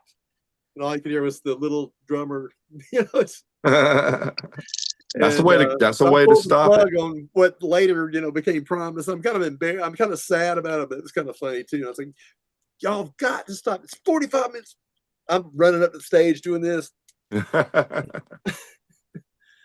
I never heard about that you guys were supposed to be on that Overkill Motorhead Test Slayer tour. I seen that at the Civic Center in Poughkeepsie, and it was a real big tour. And it's funny because I always say, like, whenever me and Tony, we do a lot of these YouTube shows where all the different topics, and every now and again it comes up as like the most underrated bands and or the band that you thought should have made it but didn't. And both of those categories, both times, every time they come up, I think of Hallows Eve. But I think of now hearing that story for the first time that you guys could have been on that tour. I really think that would have been the turning point for Hallows Eve. Oh, yeah, me That would too. have been I so think, fucking well, huge. you know Like, how when people are booking tours, things can sometimes bands get moved aside to something else, or they got a better things happen behind the scenes as you approach a festival where 4 bands cancel at the last minute. So the guys who apply but didn't get on, now they just get pulled right in. And things happen behind the scenes. That's one of the things that kind of stuff happened to us a lot. And it really got on. That's one of the things that Stacy Quit for, is it seemed like we were always getting pushed aside, stand aside. Here's some great photo of so-and-so playing. We were always the guys that were just 5 seconds off the camera. It seemed like we were always like, we're there, but we keep being not included at the last second or whatever. And I'm like, the only thing we had going for us, the real thing we had going for us is that we had a nice grassroots following. People liked us. People loved us. We were able to come back in '88. We were headlining the places we were opening the year before. We could see that we steadily were going uphill every year. I mean, like, not a little bit, like doubling audiences. '88 was more or less a headlining year for us. So, and we were touring. Anybody who's seen you in 85 to 86 or 7, they once they seen you, you guys were loved by them. So it just kept building and building, but it seems like everything stopped right at that point where you're right about to hit that turning point.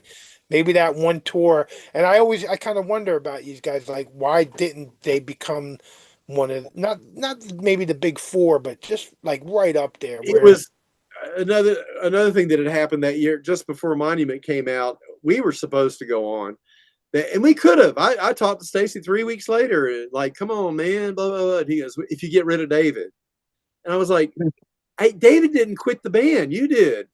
I'm not getting rid of the guy who hung in there. It's the quitting guy that I'm having a problem with.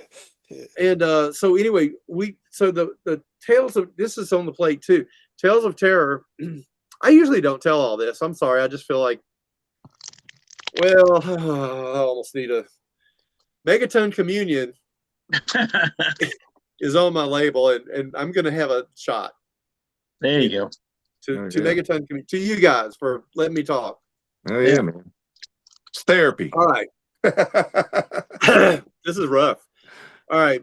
But I might as well tell it now. I'm tired of sugar. I've been sugarcoating it or avoiding it in every interview for the last 30 years. I've decided to start telling what's the story. I'm not going to make it be bad. I'm going to be fair, and I know other people's memories of things that happen are different than mine. We have different perspectives, so I always kind of want to put that in there as a disclaimer.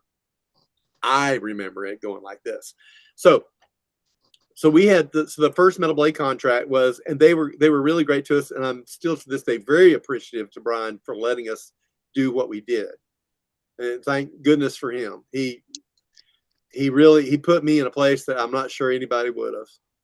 So we did Tales of Terror, and Death and Insanity was the option album for that first contract. It was a 1-album deal with a 1-album option. We had to come out with the other album within 9 months of the first one, though. That was in that contract. That's why it came out bam, bam. And luckily, we kind of already had 4 of the songs, which lets you know that some of the songs, like Suicide on Death and Insanity, it could have been on Tales of Terror. We just didn't do it. But when we played our first, by the way, sidebar, when we played our first show ever, the song we opened with was Suicide. And I always look back and went, how prophetic for that band. We started with a song called Suicide, and then we had band Suicide 3 years later. So anyway, the 2 albums, but then for Monument was the first album of an 8-album deal. Metal Blade came and signed us for an 8-album deal, just like same thing they did for Fate's Warning. And I imagine, I didn't see other people's contracts, but when you see them on there a long time, I think that's what he did at the time, is he'd sign you for an album or 2, see how it goes. If it looks like money for Metal Blade, then yeah, let's do it some more and for a long time. So that was it. So what it was is a 4-album deal with 4 options. And then the albums were supposed to come out every 9 months, but in reality, Monument did not come out 9 months later, and I knew that we really couldn't do that. But I said, we'll fight about that later. Let's just get in the game, and then we'll fight about stuff. So so anyway, Monument was the first of 8 albums. So imagine and we had been playing for 6 months. We had 4 more months booked, but we kept saying we need to stop.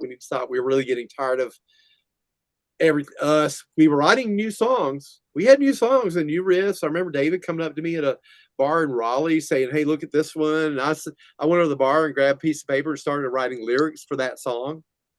It was called Monkey with a Gun. And so later I ended up doing that song, and it was called Monkey's Paw. I ended up doing it later on.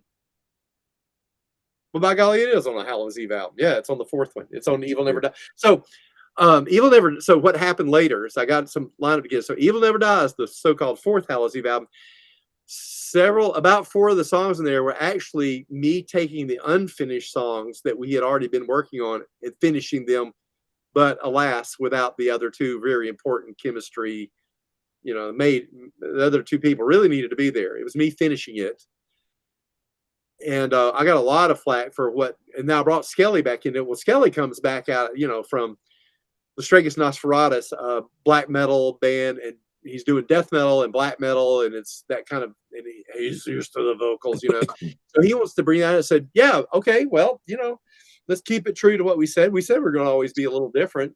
So sure, 4th album, let's throw it out there. We'll do half clean and half. I'll do some of the clean vocals. You do your monster vocals, and we'll do kind of a mix of thrash and death. Maybe let's run that way. I've been practicing with Lestragus Nosferatus, so I was used to playing death. I don't know if you knew that. I was in Lestragus for about 2 years. Wow. But Richard kind of Richard's from Atlanta. Tony, I'm not sure if you're from Atlanta. No, I'm in North Carolina. Atlanta, you probably know who Lestragus Nosferatus was. Probably.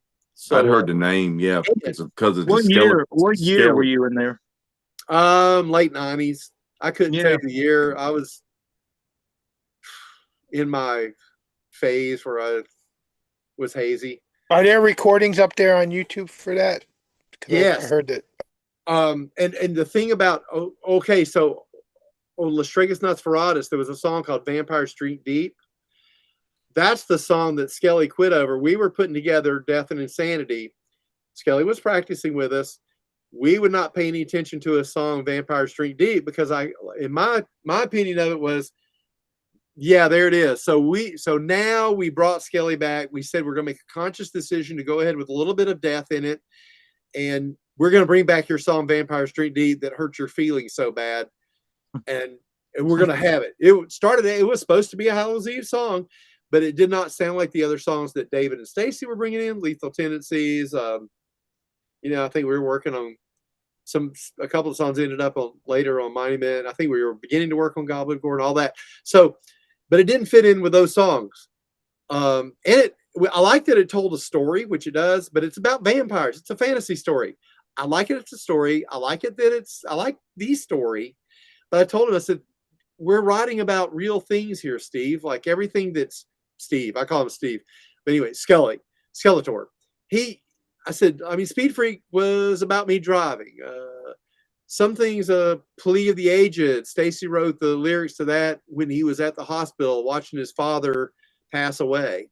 It was about how it would feel to be the person dying when you're old. That was Stacy's song about that.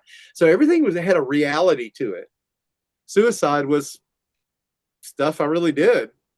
It listed bad things to do to yourself that you should be committing suicide, but somehow I kept living. And I said, so this point of the song is, it just wasn't my destiny to be committing suicide, although I did it several times.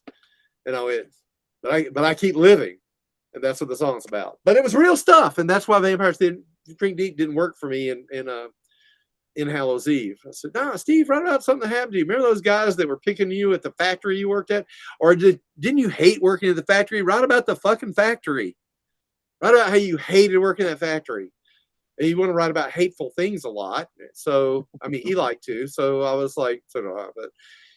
But mine, but I was like, write about something write about you're upset with religion, write about religion or something. We'd never really had a religion.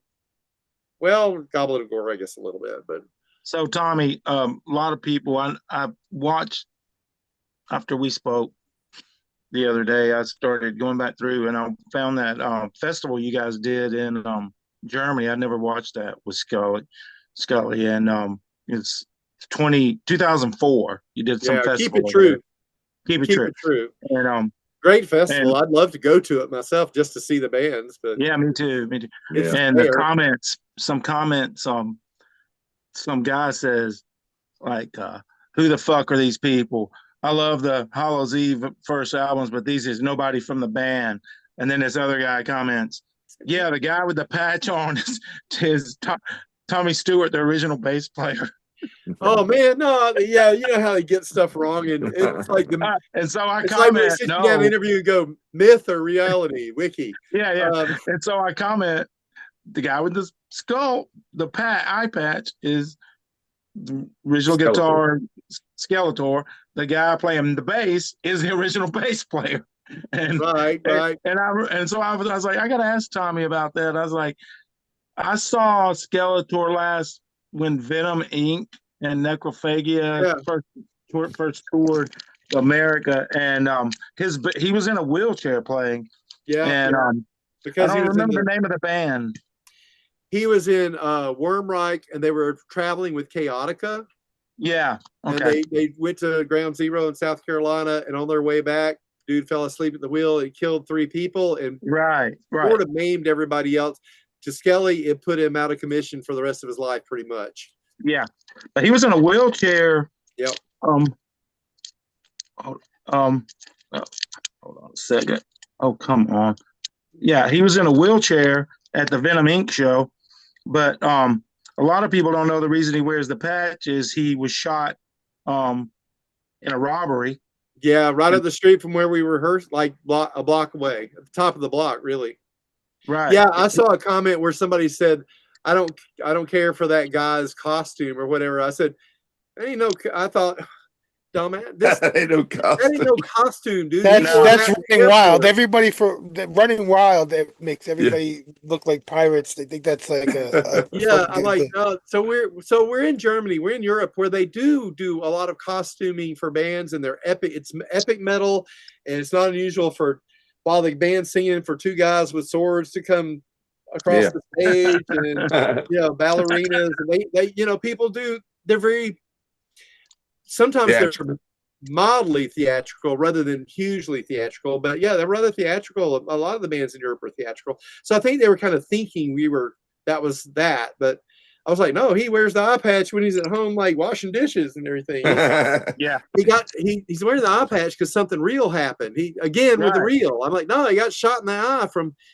He went in the store. We were at practice, and down at a house on Peoples Street off of Lee Street in Atlanta, which was known then as a really bad neighborhood. And we both, Lestregas Nos and Hallows was practicing in that house. And he got in his car and went up for a Coke or something or whatever he went to the store for. And then he got shot. Yeah. He got shot, I think, also in the back. If you know the bars in Atlanta, there was a place called Charlie Magruder's at one time that had his leather jacket that he had worn for years, same one. And it had the bullet hole actually in the jacket, and it was up on the wall in Charlie Magruder's. Charlie Magruder's made famous by by Glenn Hughes. Yep. Huh? Charlie Magruder's made famous by Steve Marriott and Glenn Hughes. Yeah. And Jason Bonham used to drop by there. Yeah. Yeah, when I saw the Jason Bonham Experience, and he talked about Charlie Magruder's up there. No way. Yeah, he talked about it. He told stories. It was sort of the Jason Bonham Led Zeppelin experience. So they play good times, bad times. And then he'd tell a song about how his grandmother could outdrink his dad. And they play a song, and then he'd tell a song. And at one point, he talked about he hung around Atlanta a lot. He said in the Cobb, the Roxy up here at the Cobb, that's like a mile from my house. Yeah. He said he yelled out, "Anybody here remember Charlie Magruder's?" I was surprised. Wow. Probably about 100 people went woo, and I looked all around, going, "Who do I know in here?" Because I didn't hang out there a lot, but I did go there kind of if nothing else was happening, I'd go there. They did that album where they opened for the Cult in on the Sonic Temple tour. Bonham did they opened it, and it was their 15 minutes, but they did the tour rehearsals at Charlie Magruder's. And no kidding. I remember people saying he had played there. Yeah, and they did the rumor was that they kept running up a bar tab because it was like, we're going to settle it all at the end. We're going to do a big show and we'll make you a bunch of money. But they didn't. And the rumor was that's why that bar closed. But I don't know if that's true or not. I should bring that up. There's a Facebook site dedicated to that bar, Charlie Magruder. Yeah, I think I've seen a Facebook. I hung out at Charlie. I've seen that. Yeah, I hung out at Danny's and Charlie Magruder's or something. Right.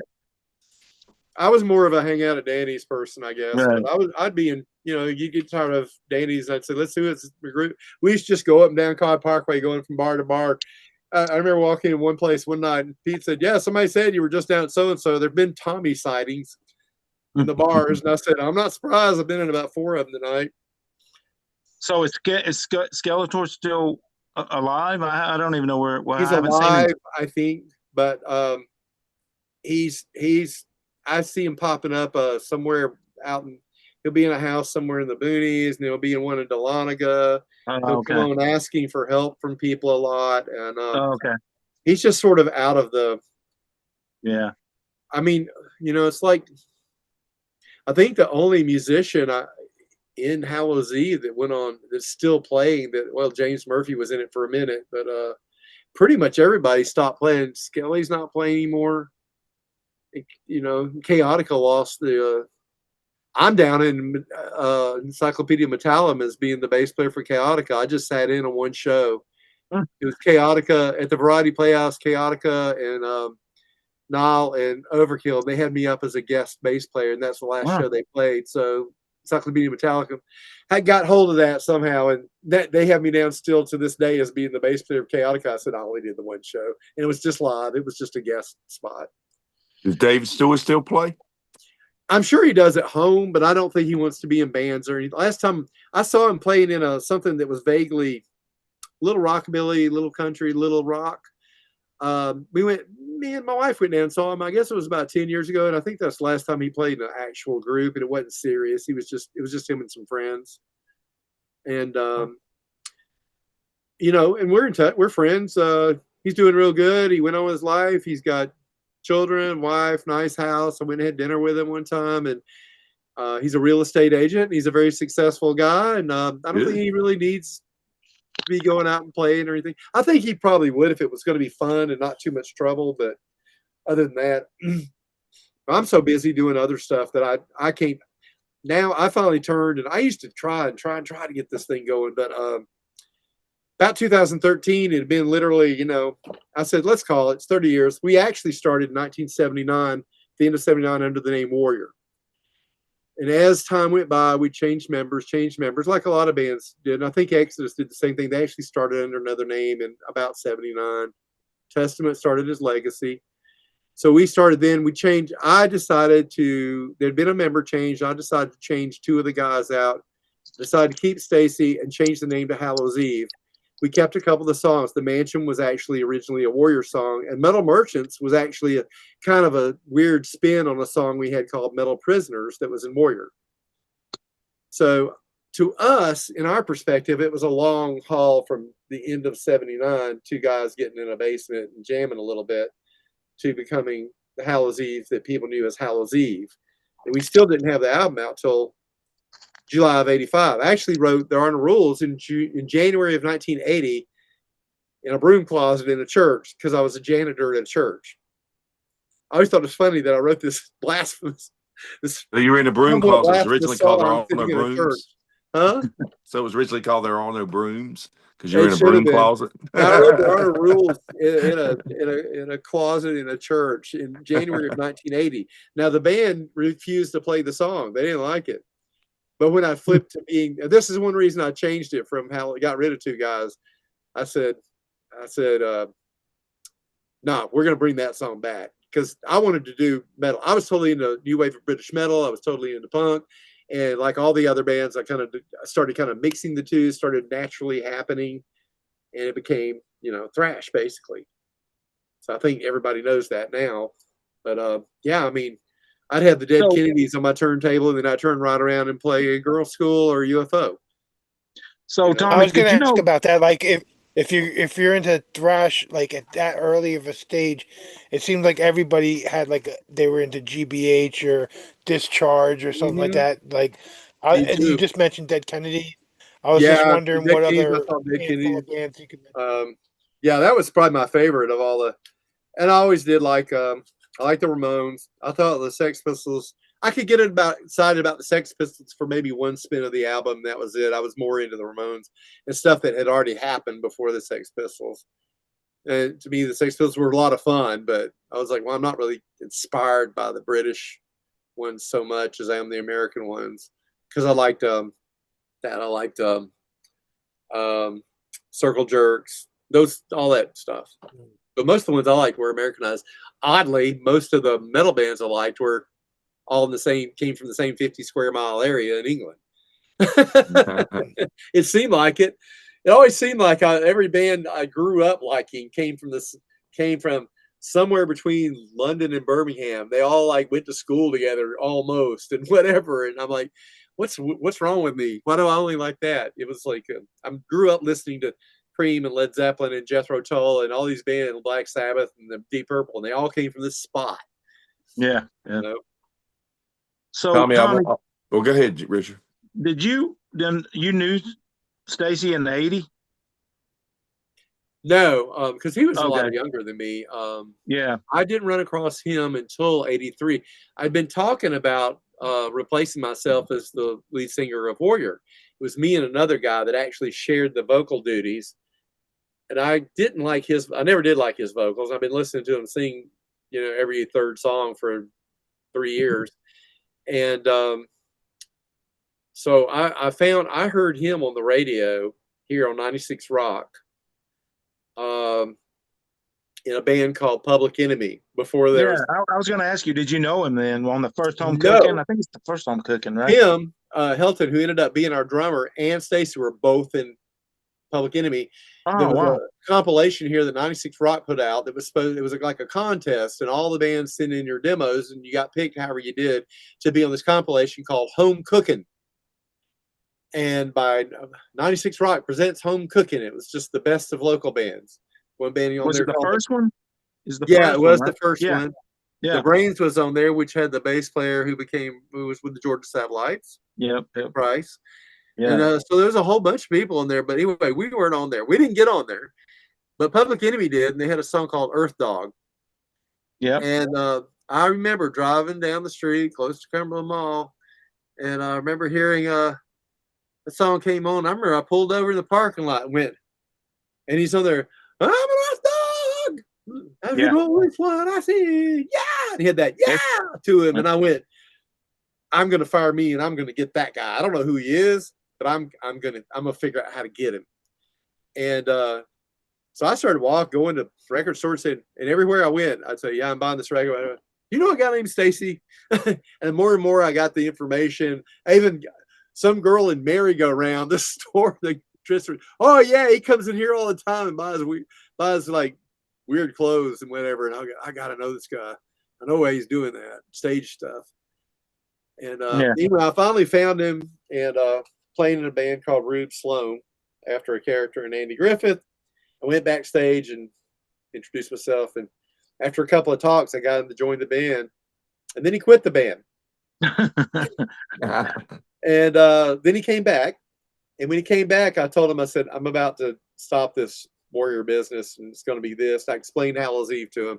And I remember standing in a driveway on that certain night. And it was October 30th of that year. And I said, of 83. And I said, we're going to get a record deal. I'm going to do this. And it's going to be this. And let's agree it's going to be this. And it's going to be this. And it's going to be this. It was like 10 things we went over. We stood there for an hour talking about it at night in our guitars that we were getting rid of's driveway.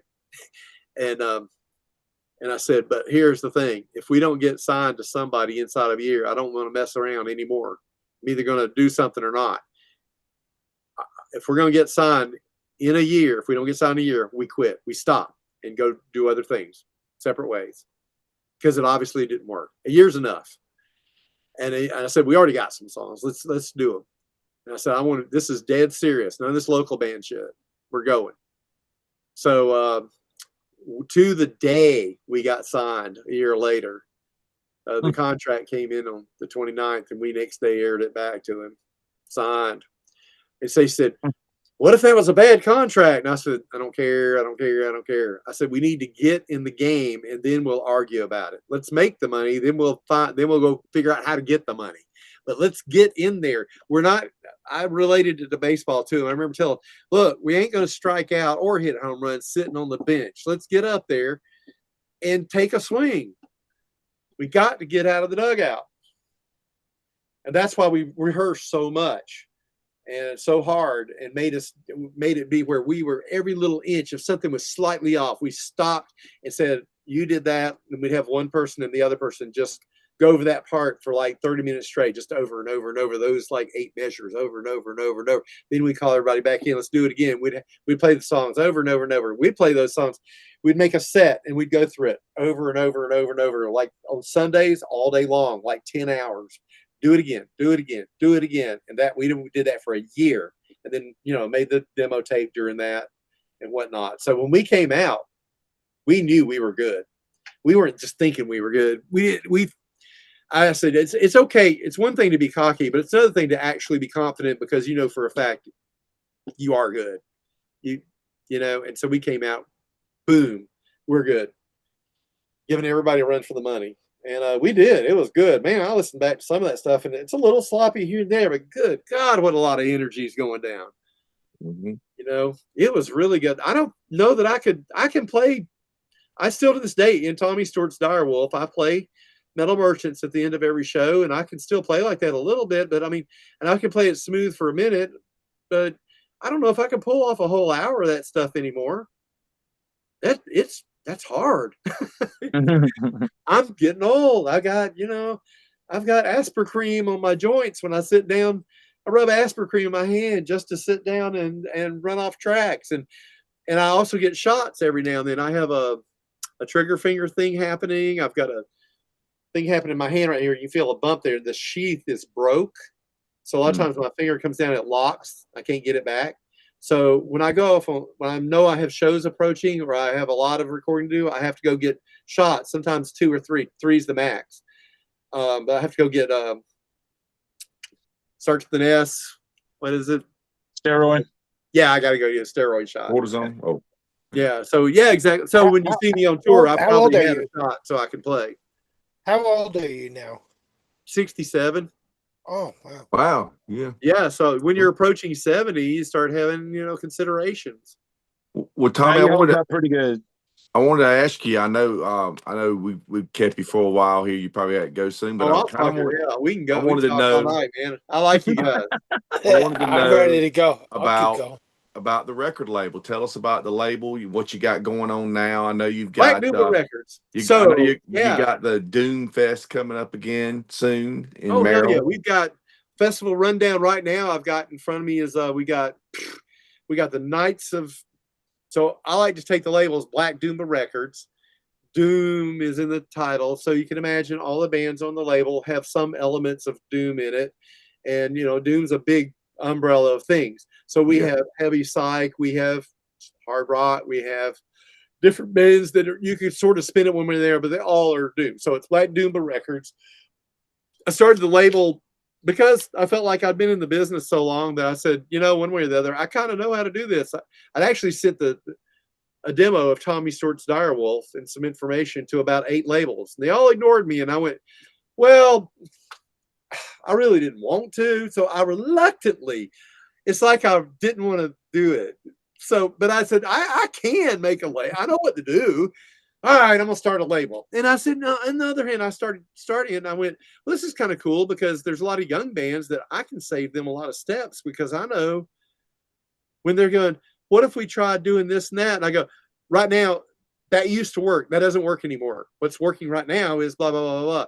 I use my own band to experiment with. Anything I'm thinking about doing, I go, well, let me throw my own band. I'll try it in my own band and see if that works. What if I do 2 audio singles and 2 videos 2 months before? Do I need to spread them out 2 weeks or 3 weeks? So I experiment with my band. When I find a formula that's working for the moment, just a lot of the younger bands, they'll come on, they'll have read a lot of rock bios, things like that. And I go, look, what worked for them, that band made it in 2005 doing that. Music business changes all the time. I go, so that won't work anymore. Maybe some part of that still needs to be done, like just live touring and playing. That's not the whole game anymore. That's a 10 or 20. You need to go out and play for sure. So anyway, so I get involved. I think right now the thing that's going on is I think you need to be involved in the underground. You need to be involved in festivals a lot. Going out and just playing 23 shows, expect the Fridays and Saturdays to be pretty good. The Wednesdays and Thursdays are basically practice. And you're probably not getting a gig on Monday and Tuesday. So so going out and doing that is kind of slogging. There's a point to it, but you don't have to concentrate all on that. It's like 20% of it. So you got to be on socials. You got to be steadily on socials, consistent. You got to show a history of playing away from your base, which is what Hallows Eve did. We played one local show and then we were gone. And even back then, I felt like that was the way to do it. If you stay local, that's what you are. Put your mind out there somewhere. Good point. Yeah. Yeah, because once your mom and dad and your friend or whoever you got buys your copy of your album at your local shows, then you've tapped out. Everybody's, we got a whole boxes of albums under our CDs under my bed at home. And I'm like, because you didn't take them out there. You got to go out. So anyway, I began to think in Hallows Eve, one of the things that made it be good and one thing that didn't work on it is all the gatekeeping of this is what thrash sounds like.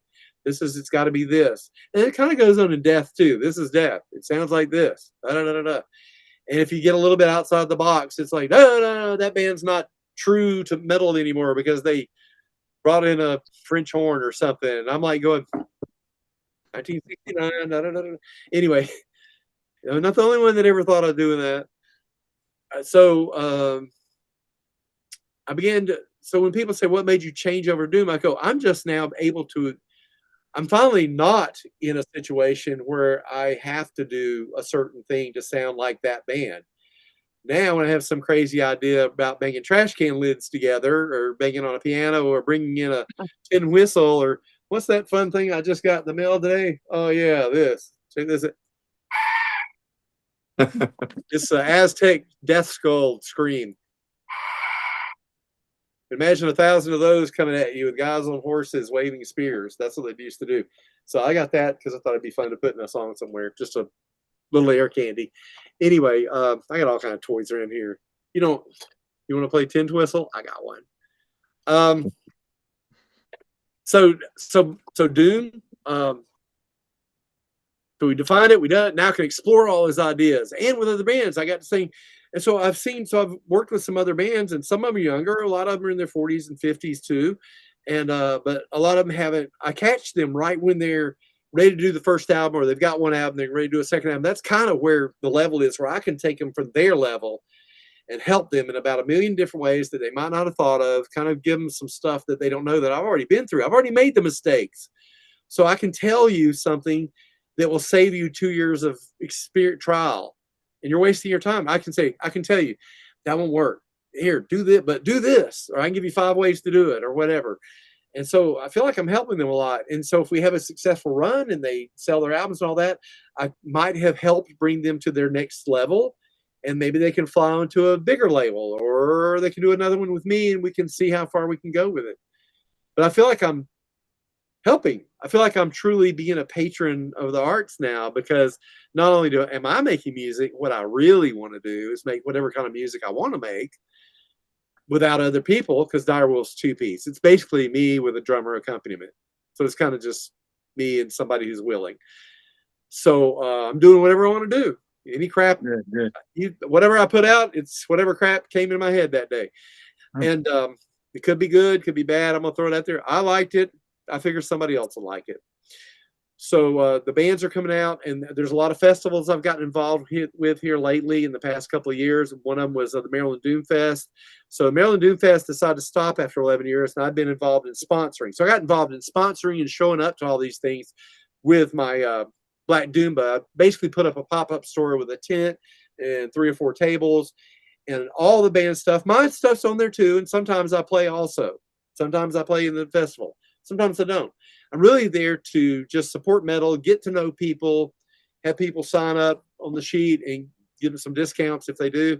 But and they come to the table, I try to have free stuff to give them. And I've got stuff there from all the bands, not just their albums. So they got the albums, the CDs, they got their hats, I've got some of their shirts, I've got their condoms or whatever crazy stuff they make. It's right there on the table. Yeah, Black Moon Cult has condoms. So this past year, I had a lot of success with Black Moon Cult. Tony Reed from who's right now touring with Pentagram, mixed and mastered their album. They came out on our thing. We had a real good run with them. We're going to talk about them going forward from that. Right now, they're still doing a lot of shows. I did real good with Megaton Communion. They re-signed with me for a second album. The person recording them and producing them is Curran Murray, who is the guitarist for Venom Inc. I've got that on the table. Grave Next Door might come back. I produced their second album right here in the Black Doomba studio, which is what I call this. I got that going on. I've got a lot of bands I'm looking at that I'm talking to. So we got more stuff coming.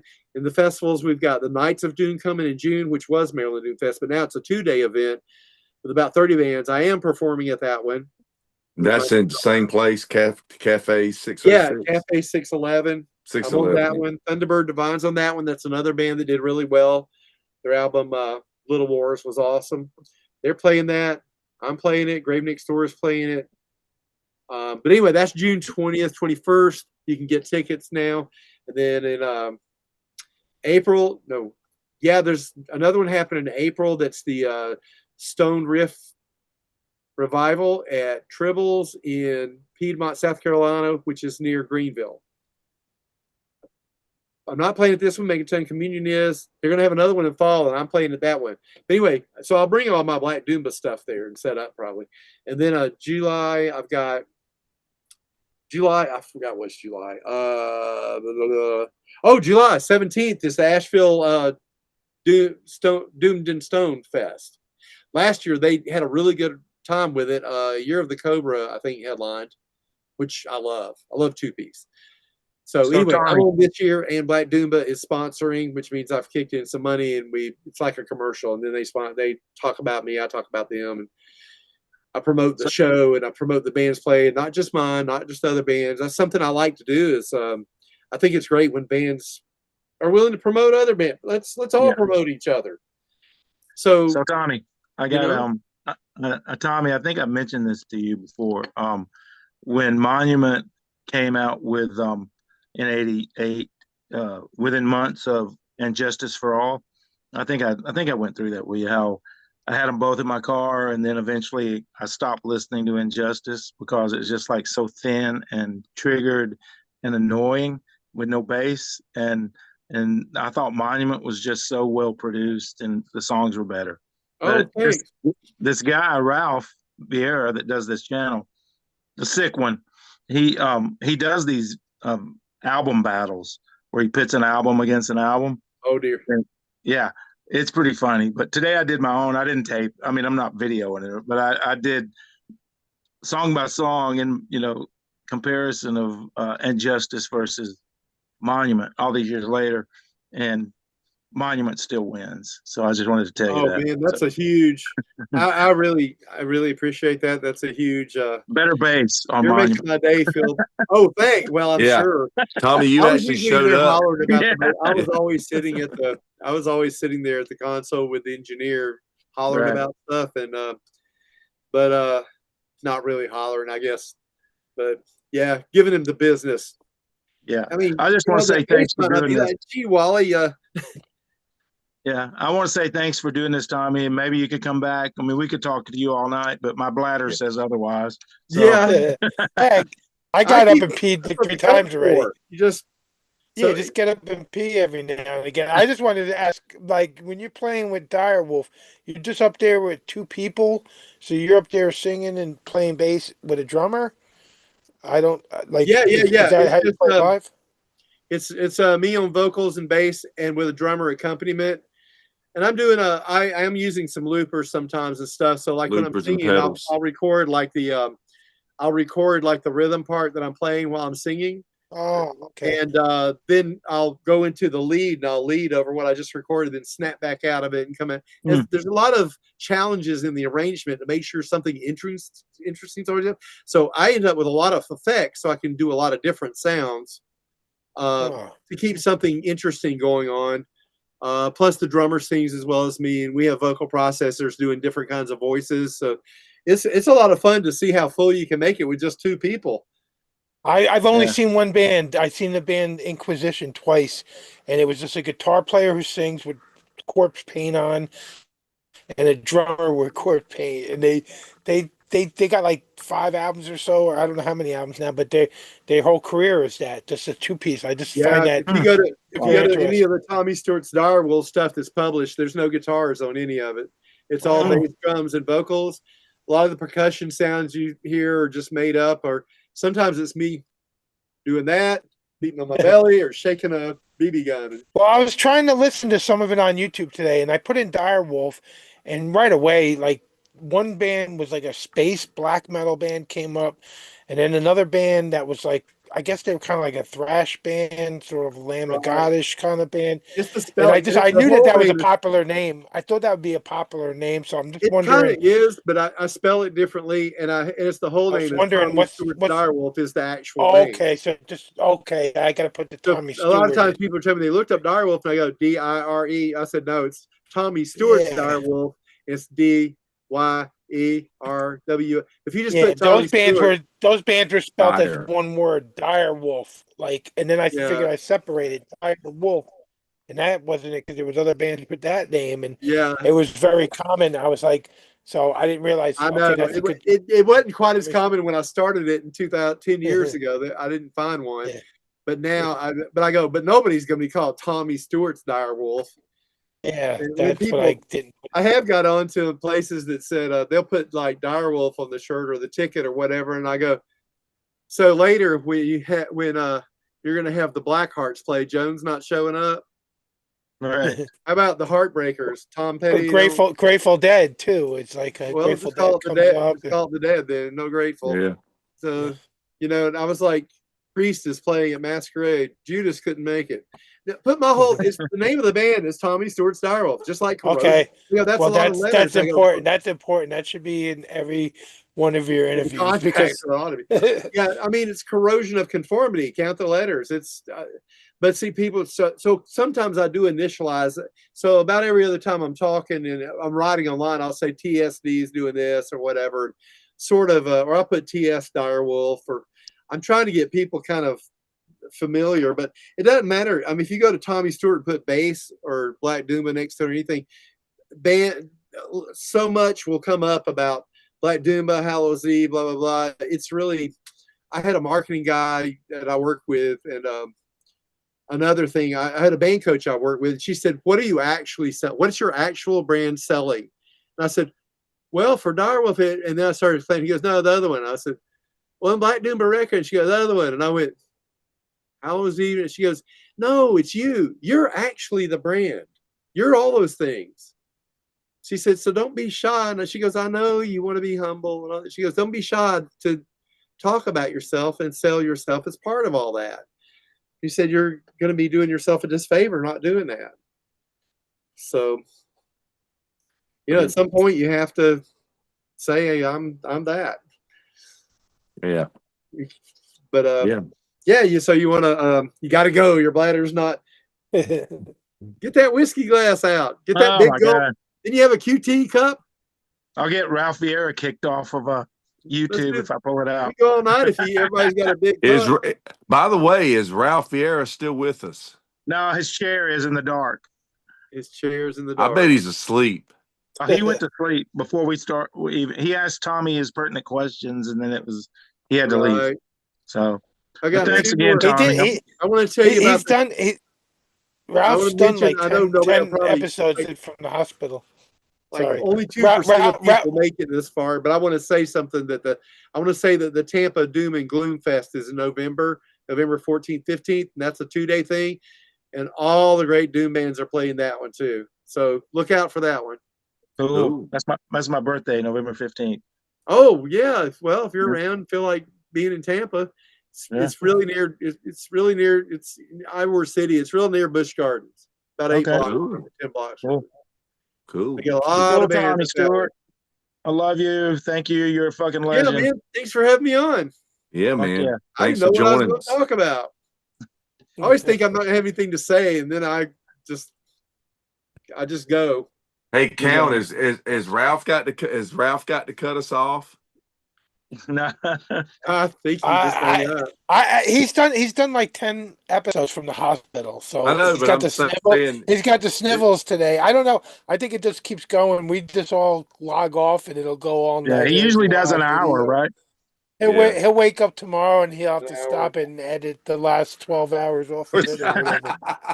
yeah, Tommy, I yeah. hope to see you soon, All right. man. All right. Love you. Yeah, thanks, Tommy. Tommy, Thanks, this was Tommy. great. Love They do. getting to talk to you. Yeah, man. Thank you, Important brother. man. Hallows Eve forever. Yes, sir. Bye bye. Thanks for having me on. Later, guys.